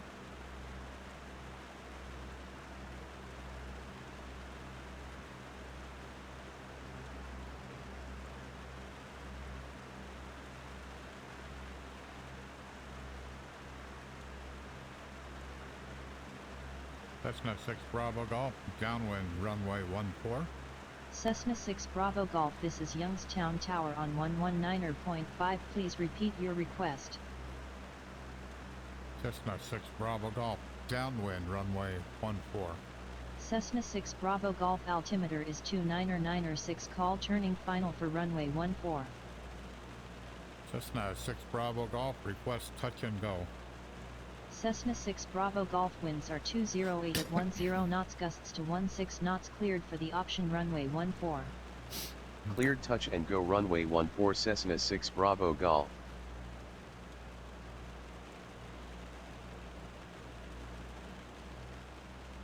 So I'm looking for the end of the runway here. I'm a little bit low, like maybe 200 feet. Not bad, really. All right, that's the end of the runway. And pull back power a bit. 1 knot to flex. The plane to start descending here.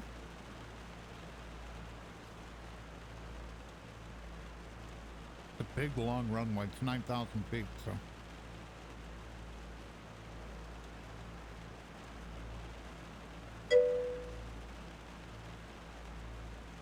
Thank you so much. I'm doing my best. The rain's a pain. Whoops. Second knot to flaps.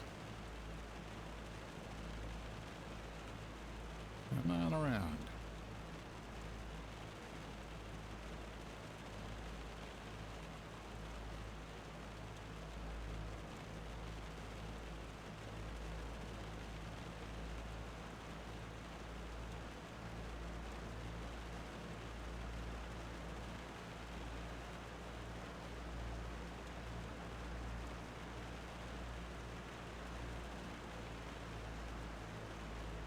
Cessna 6 Bravo Golf, turning final. Cessna 6 Bravo Golf, winds are 208 at 10 knots, gusts to 16 knots, cleared for the option runway 14. Cleared touch and go runway 14 Cessna 6 Bravo Golf.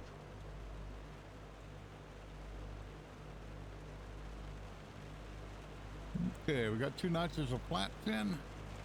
This approach looks a lot better than what the previous airport did. I'm still a little high, but not really bad. Like I said, this runway is 9,000 feet, so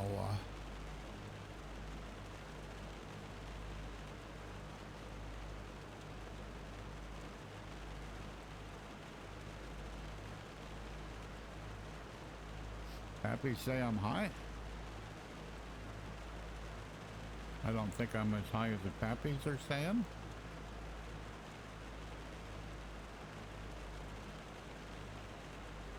And pulled a little bit more power back out of this thing.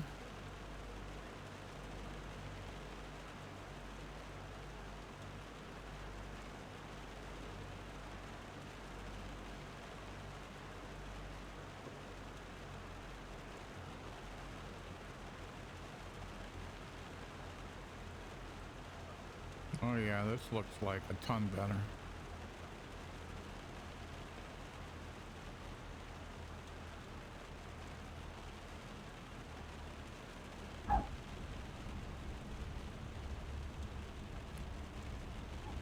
Come on. Come on, get over. There we go, that's better. The gust.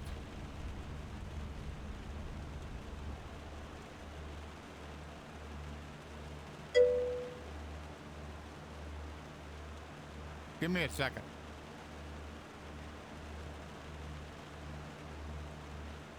Making sure I got everything okay.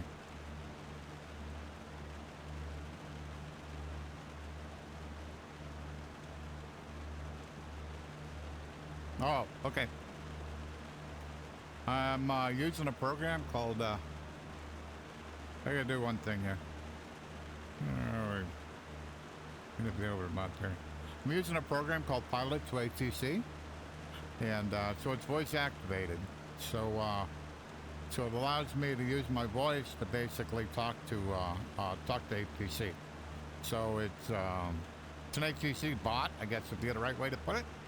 And so the way I stream, I don't have like a set pattern, so there's no way I'm gonna be able to use an online service, so I use this instead.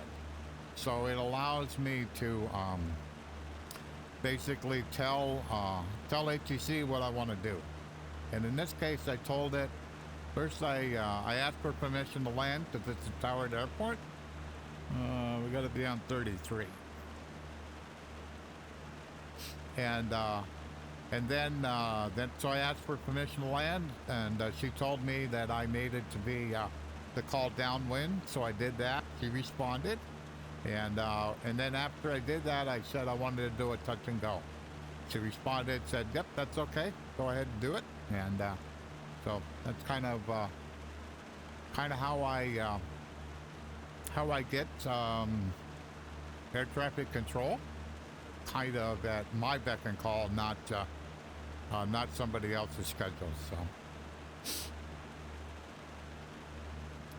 So that's for for basically ATC, and then I also use my voice for basically using like if I want to set a comm frequency or something like that, I can use my voice to do that using a program called Plane Command. Alrighty, we're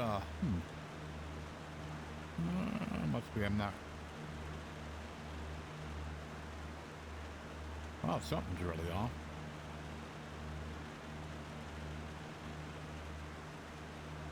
Oh, supposed to be on 40. Supposed to be on 44. Okay. Alrighty.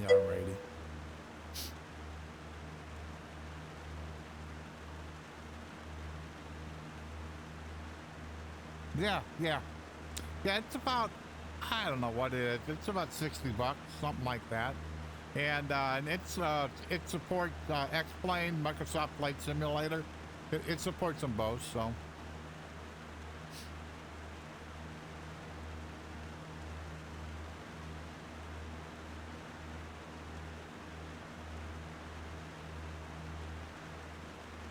No, I'm supposed to be over there. Let me look at what I'm at here. Okay. So I'm supposed to be over here. Whoops.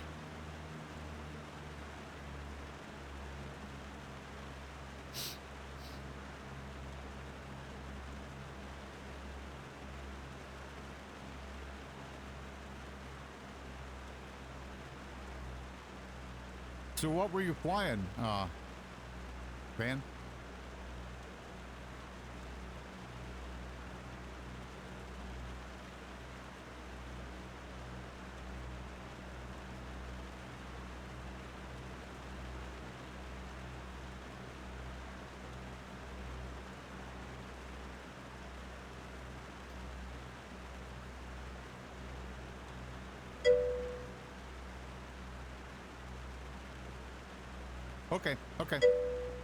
Okay. Yeah, I trained in I started off in 172. I think it was an N or an M, and that's what I started off in. And then later in my training, which went over a few years, I ended up in an SP. So that's the last plane I was flying. So it's the same as this plane's an SP. So it was fuel injected. Didn't have the primer or any of that stuff. So.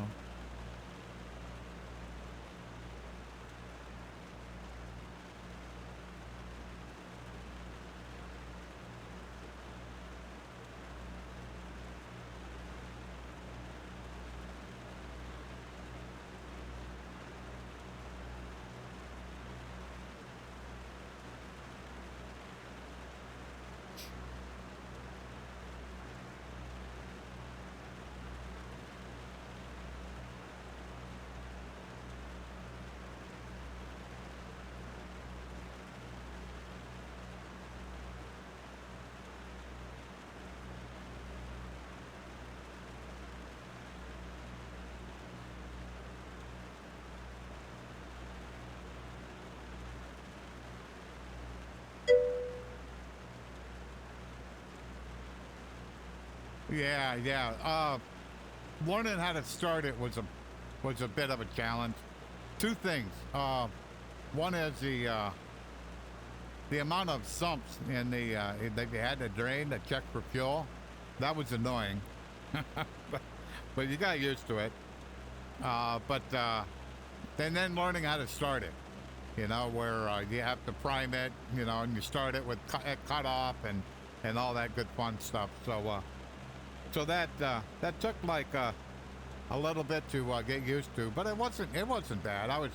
I kind of liked the fact that you didn't have to you didn't have a manual prime, and you didn't have carb heat, and you didn't have all that other stuff. So I thought that was a lot better. So. And the plane itself was more modern, so probably the plane I was flying would have been in, I don't know now, 5 years ago. So it probably had to be a plane out of the 70s or something when I started, so.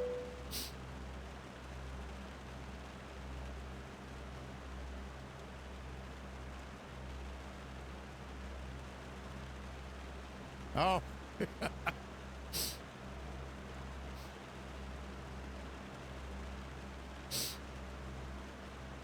Yeah, so I ended up with about 108 hours in a 172, so was really close to getting my license, but the stress of work kind of got in the way, and so I had to quit, and then I got real serious in the flight simulation to kind of replace that, and sometime after that, then I got the VR bug right after X-Plane brought native VR. Would have been in X-Plane 11, and yeah, I've been pretty much hooked on this ever since. So I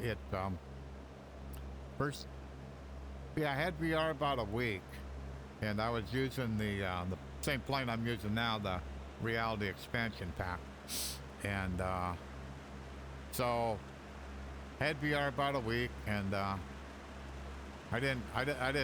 was annoyed I have to wait and let the engine warm up. So I said, nah, I'm just gonna take off. So I took off out of Erie, and I was probably about 1,000 feet.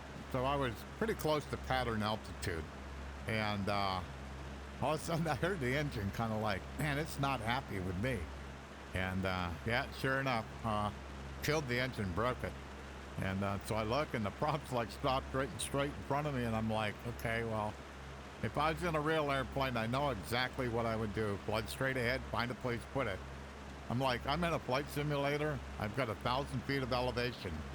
Should be able to pull this off. So I did a real gradual, standard rate 180, and got the runway back underneath me, and kind of like did a pretty fair landing, and at that point forward, never ever flew on a flat screen again, other to do like testing or that kind of stuff. The rest of the time, no. If I'm gonna fly, it's gonna be in VR. So it was, and this would have been a Vive, original Vive, and so resolution was poor, the immersion was over the top. So I've been hooked ever since. That's probably coming on 5 years ago, if not 6. So whenever, I can't remember now when native VR come to X-Plane. I can't remember. But I think it was a day or two after.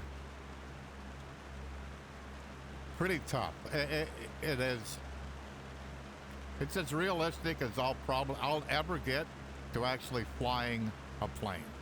I'm 72, and after my training,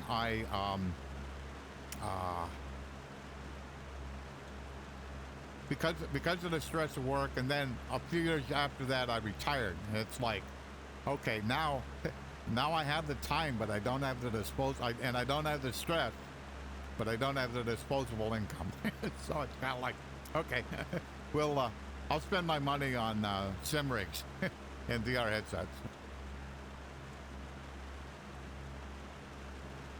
It would be nice, but I find this replaces it quite well. I'm really, really happy. But I'm always chasing a better headset, and so I think I found one here. So I've had this headset for about a week, and other than an IPD problem, it's awesome. I mean the clarity when I'm looking at it correctly, the clarity is amazing, and the colors are great. When I haven't flown at night yet, I need to fly at night, and because the blacks are really black. So, yep, that's exactly right. That's exactly right. So, and it's like today. Normally, I would have went, oh man, it's raining. I'll just turn the, I'll go to clear skies. I'll do some scattered skies. And then I thought about it. I said, no. I said, I wanted to fly real weather today, and I knew the weather outside was at least it wasn't going to be snowing, and I knew it would be warm enough that even if it's raining, I don't have to worry about icing or any of that stuff. So, yeah, I'm just flying in the rain. Okay,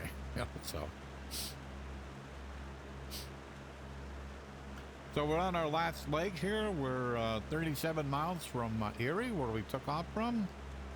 Looks like we'll be there in 20 minutes. And I will be right on time of what I had planned for today. So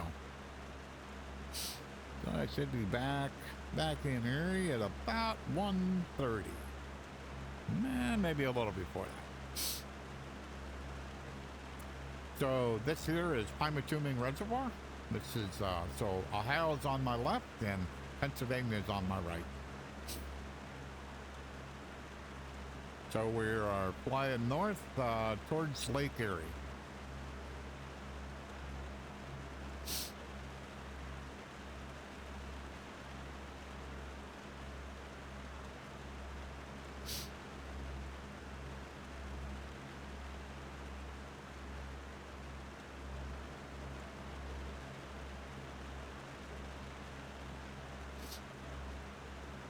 So for scenery, I'm using X World, and I'm using Global Forest version 2, and it seems to do pretty good. I'm not using any ortho for XP or auto ortho. I'm not using either one. Part of the reason is I can look down here. You see all the you can see the shorelines. You can see the shore.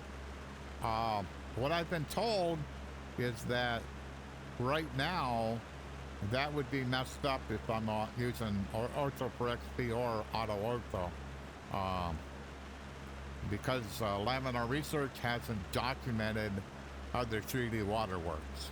So because of that, the shorelines would be kind of messed up, and it's like I live on the shores of Lake Erie, so it's kind of like, nah, it's kind of too important for me. So.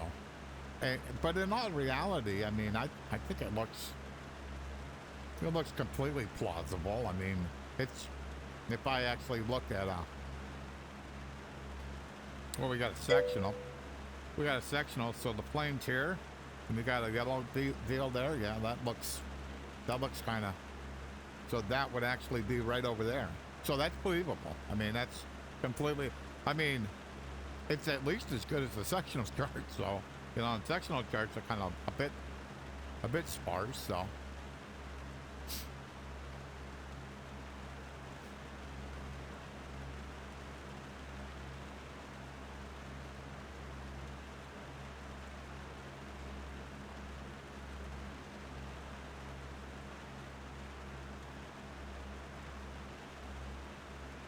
So that's kind of what I base it on, is exactly that. I mean, if you're going to be flying paper, you're not.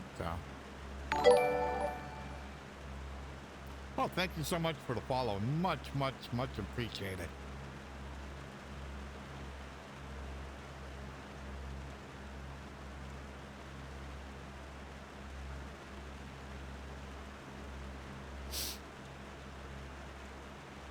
Yeah, so I did it. Must get a 2-for-1 there. Yesterday I did a real quick about an hour stream yesterday, and I was going over VR controllers versus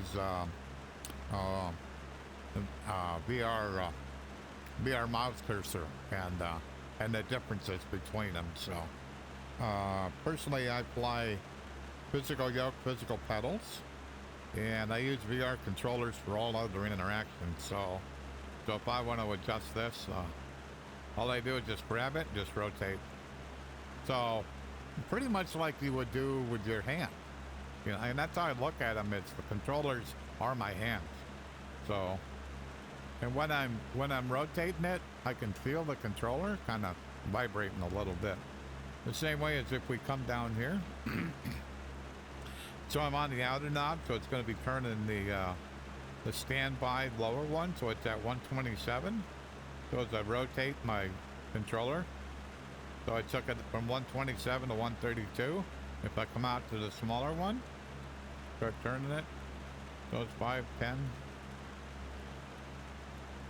So, in the same way as the engine's a little bit louder than, so, and I think I have the interior turned down a little bit. Normally I can hear the clicks of the switches as I rotate, so, but I can feel it, so I know what it's doing, so. And the same way as like when I come in close, so right there, my haptic, I can feel it. When that lights up green, I can feel it. Same way it's here. So if I come up from the bottom, I can feel that.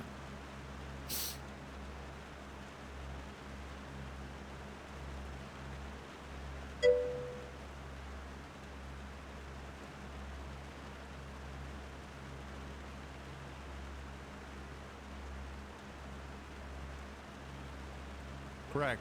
The advantage of doing this is I can basically pick any plane I want to fly, and I don't have to like configure physical controls to do that, because they're going to come along with the VR cockpit.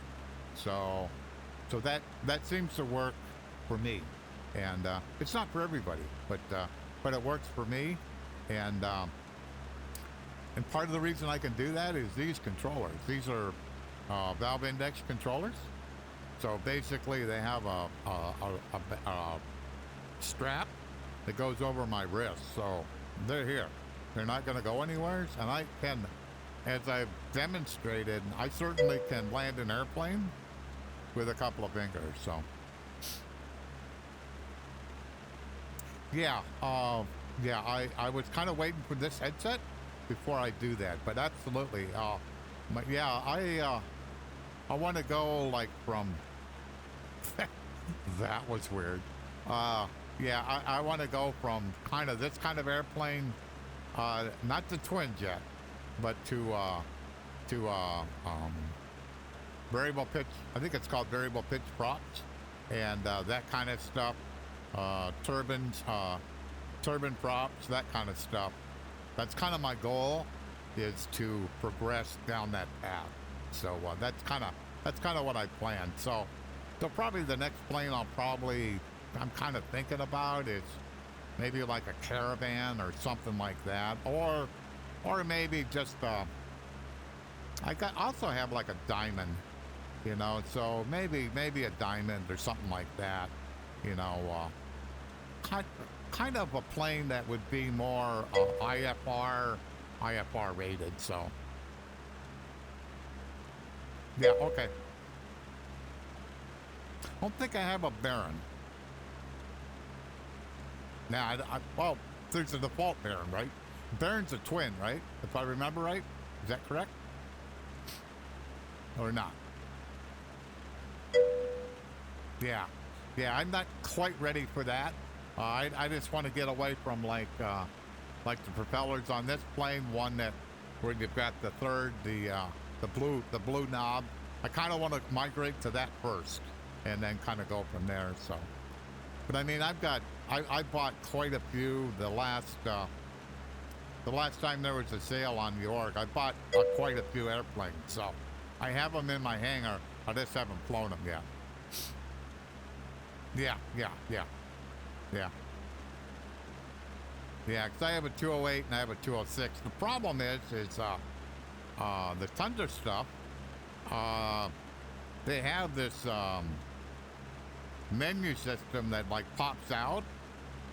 Well, in VR, if you pop that menu out within, wow, 5 minutes, your frames will go from like 38 to like 5 in 5 minutes. You watch the VRAM, the VRAM's increasing. It basically on mine, it'll eat it all. And it'll eat, well, so it says my max is 23. It'll eat up to about 22. And then it's not done. So then it starts eating RAM. Needless to say, when it starts eating RAM, your frames are gonna tank.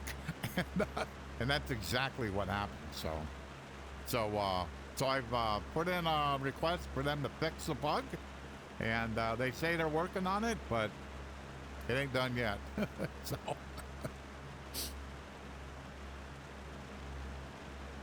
So I really want to fly those airplanes, but not if I could get myself into that kind of, and you can't get rid of it. Even if you popped it out and you pop it back in, it still consumes it. It's really weird. And I'll never forget the first time I did it. I was like, oh, this is bad, you know? I mean, but, so those are the kind of planes I want to kind of migrate to, for sure, so. But I'm thinking like a Diamond or something like that probably is my next step, so. I did play around with the Cub a little bit. That seems a bit entertaining, so. And I have figured out how to fly with a joystick with these controllers. It wasn't too bad, so.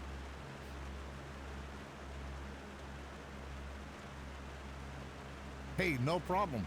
Thank you for stopping by, and get some rest. Bye-bye.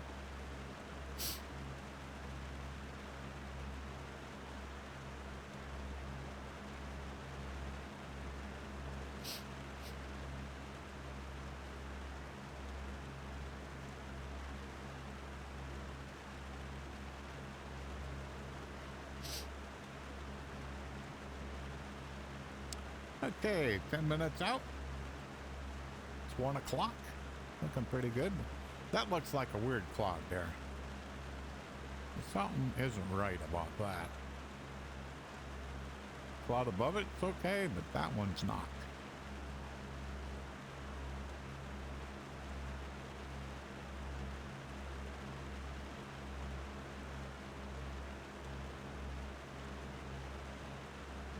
Setcom 1 standby 118.10.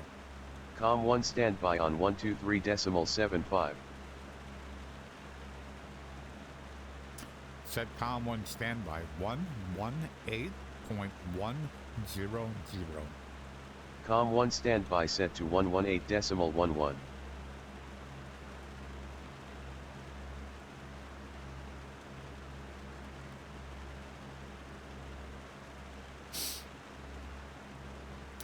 So it wasn't listening to me too well, so I just fixed the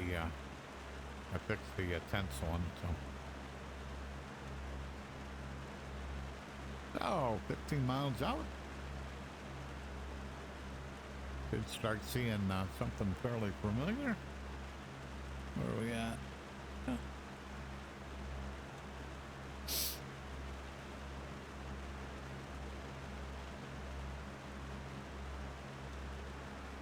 I'll flip this up and put ATIS in. Cessna 6 Bravo Golf contact tower on 119.5. Contact tower on 119.5 Cessna 6 Bravo Golf.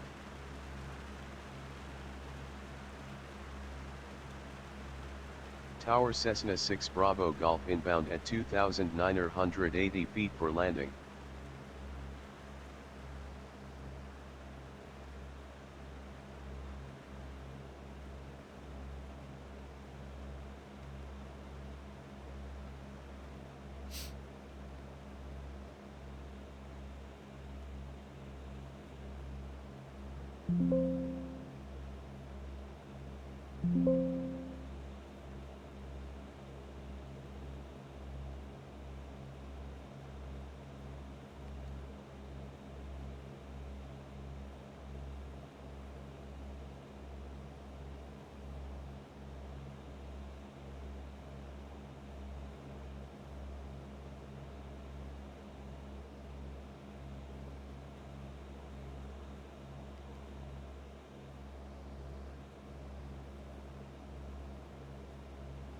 International Tom Ridgefield. Information Sierra 1740 Zulu Special. Wind 200 degrees at 12 knots. Visibility more than 10 miles. Sky conditions broken at 24,500. Temperature 5. Dew point -1. Altimeter 29994. Arriving runway 24. Departing runway 24. Advise on initial contact. You have information Sierra.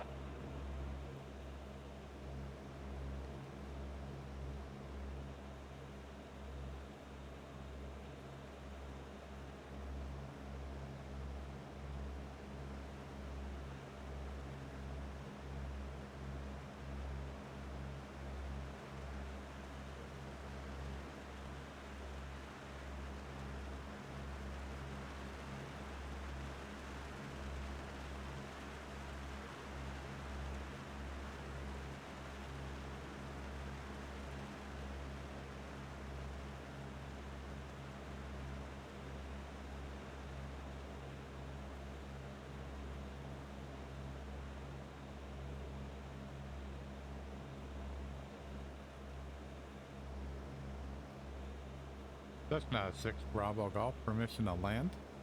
Cessna 6 Bravo Golf, this is Erie Tower on 118.1. Please repeat your request. Cessna 6 Bravo Golf, inbound to land.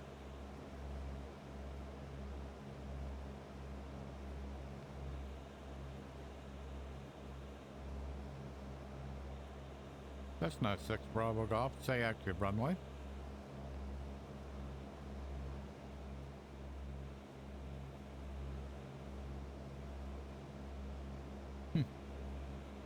I don't know why it does that.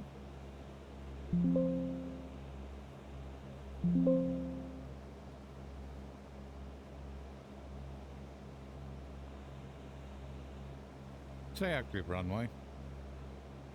Cessna 6 Bravo Golf arriving and departing runway 24.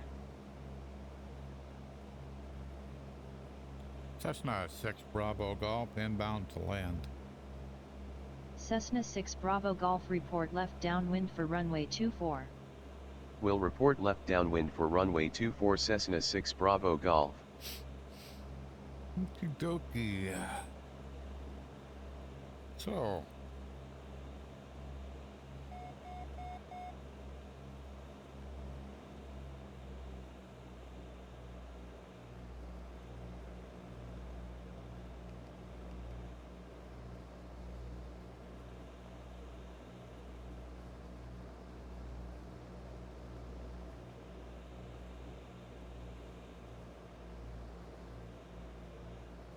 Yeah, it's a little bit weird looking cloud there. I don't know if I've seen one of them in real life.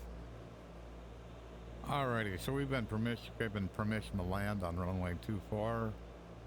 Field elevation is about 730, and so we'll have to be at about 2,000, 1,800, somewhere around there. So what I'm trying to do is get over here towards the lake shore a little bit, and then I'll turn right, and I'll be lined up for the downwind on 24.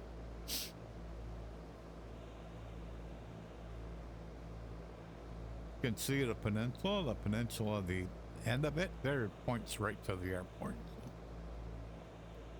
So it's a pretty good landmark to kind of know that you're kind of in the right place along this lake shore.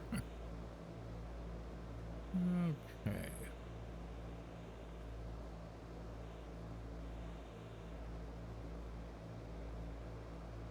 So I'll start turning in here, and the runway isn't quite visible to me quite yet. It will be shortly here.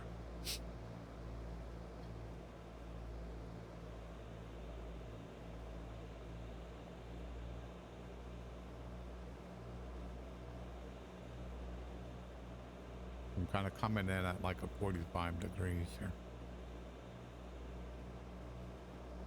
So it allows you, there it is. So it allows you to kind of see it, see the runway ahead of time. So there it should be.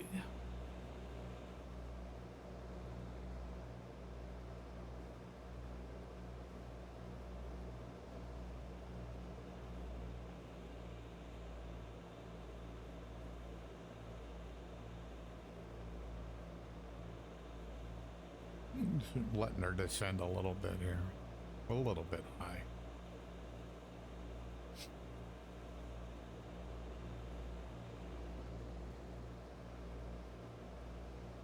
This road here would be a pretty good guide. Puts me about as far out from the runway as I should be.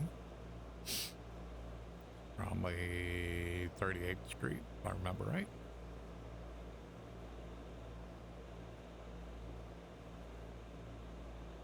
Twelfth Street's on the other side, so all right. Could be 26th Street too. Okay.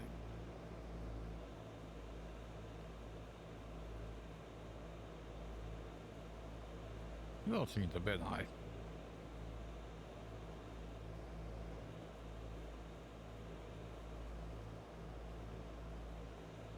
Yeah, it's starting to look a little better. Yeah, 1700. Yeah, that's about right. 1,000 feet up. Yep. Cessna 6 Bravo Golf. Downwind runway 24. Cessna 6 Bravo Golf altimeter is 29er call turning final for runway 24. Set altimeter 2989. Altimeter 29er. Yeah, the weather changed a little bit, so I'm a little bit lower than what I thought I was. So I need to give myself a little more power here.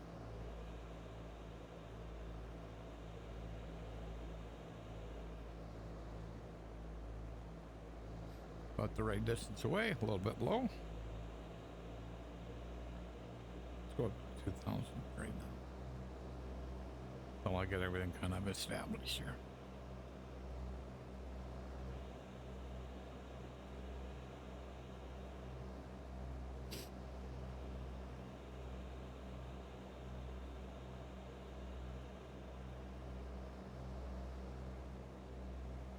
Okay. So, end of the runway. I'm going to pull back a little bit. Want not to collapse. Want the plane to descend a bit.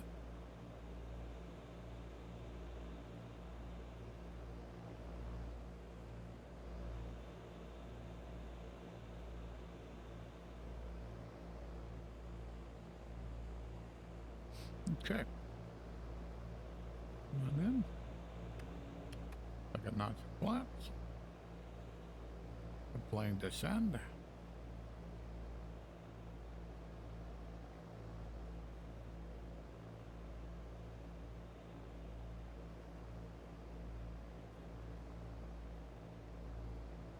Cessna 6 Bravo Golf turning final. Cessna 6 Bravo Golf winds are 200 at 18 knots, gusts to 25 knots, cleared to land runway 24.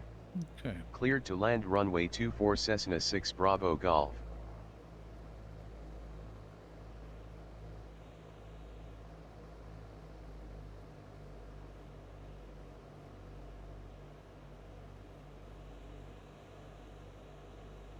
There we go.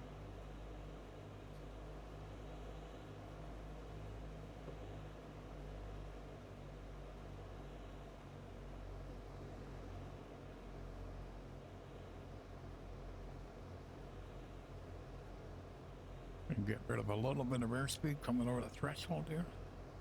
Not too bad.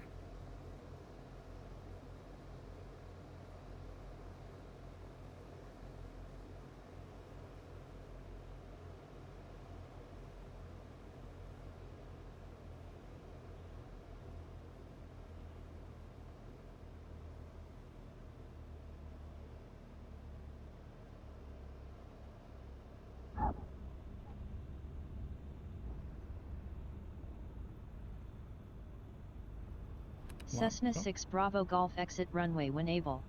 Okay, we'll do that.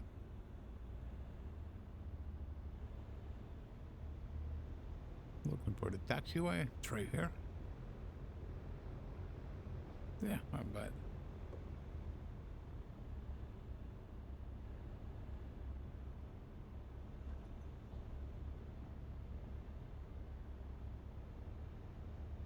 Okay.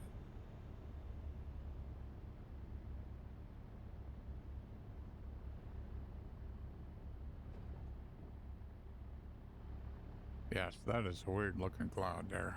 A couple of them. That looks a lot weird too. Okay, I'm gonna put parking brake on. Now strobes off, taxi on, land off. Cessna 6 Bravo Golf, clear of active runway 24. Cessna 6 Bravo Golf, welcome to Erie International Ridge, contact ground on 121.9er, good day. Ground on 121.9er Cessna 6 Bravo Golf.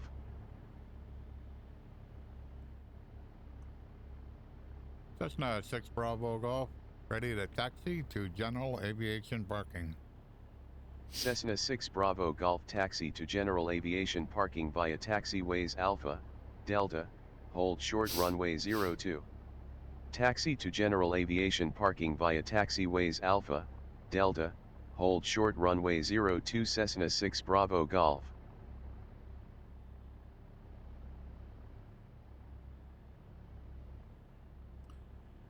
So I have to admit, in this headset, it looks like the aliasing is less. Not sure why that's true, but in my Vive Pro 2, when I would look at like that taxiway sign there, the outline of the sign would be kind of shimmering, and that wasn't at all. So I'm not sure why. I am running the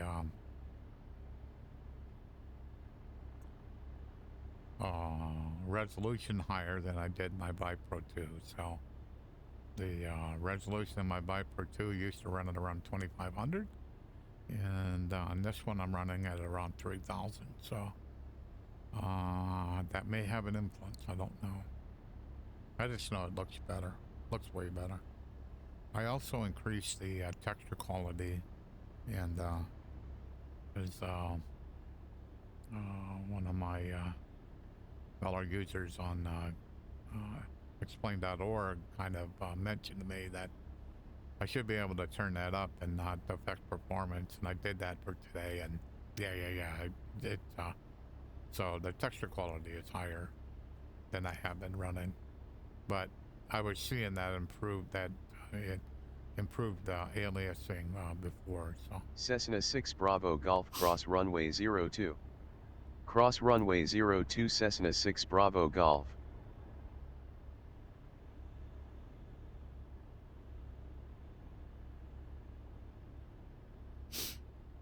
okay.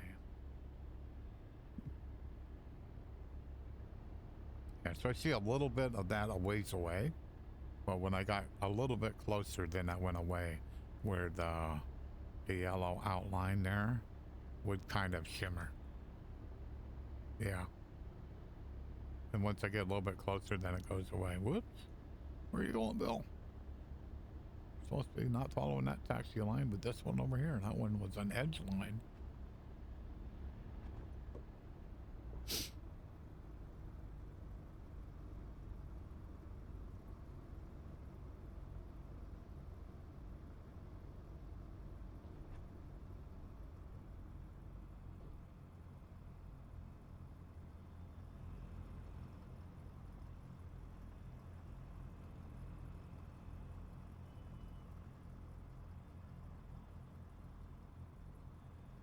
Killed almost all my momentum.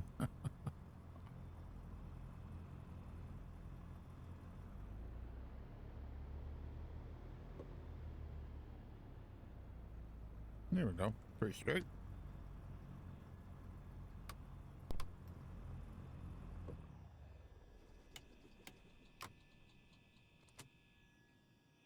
Made it back home.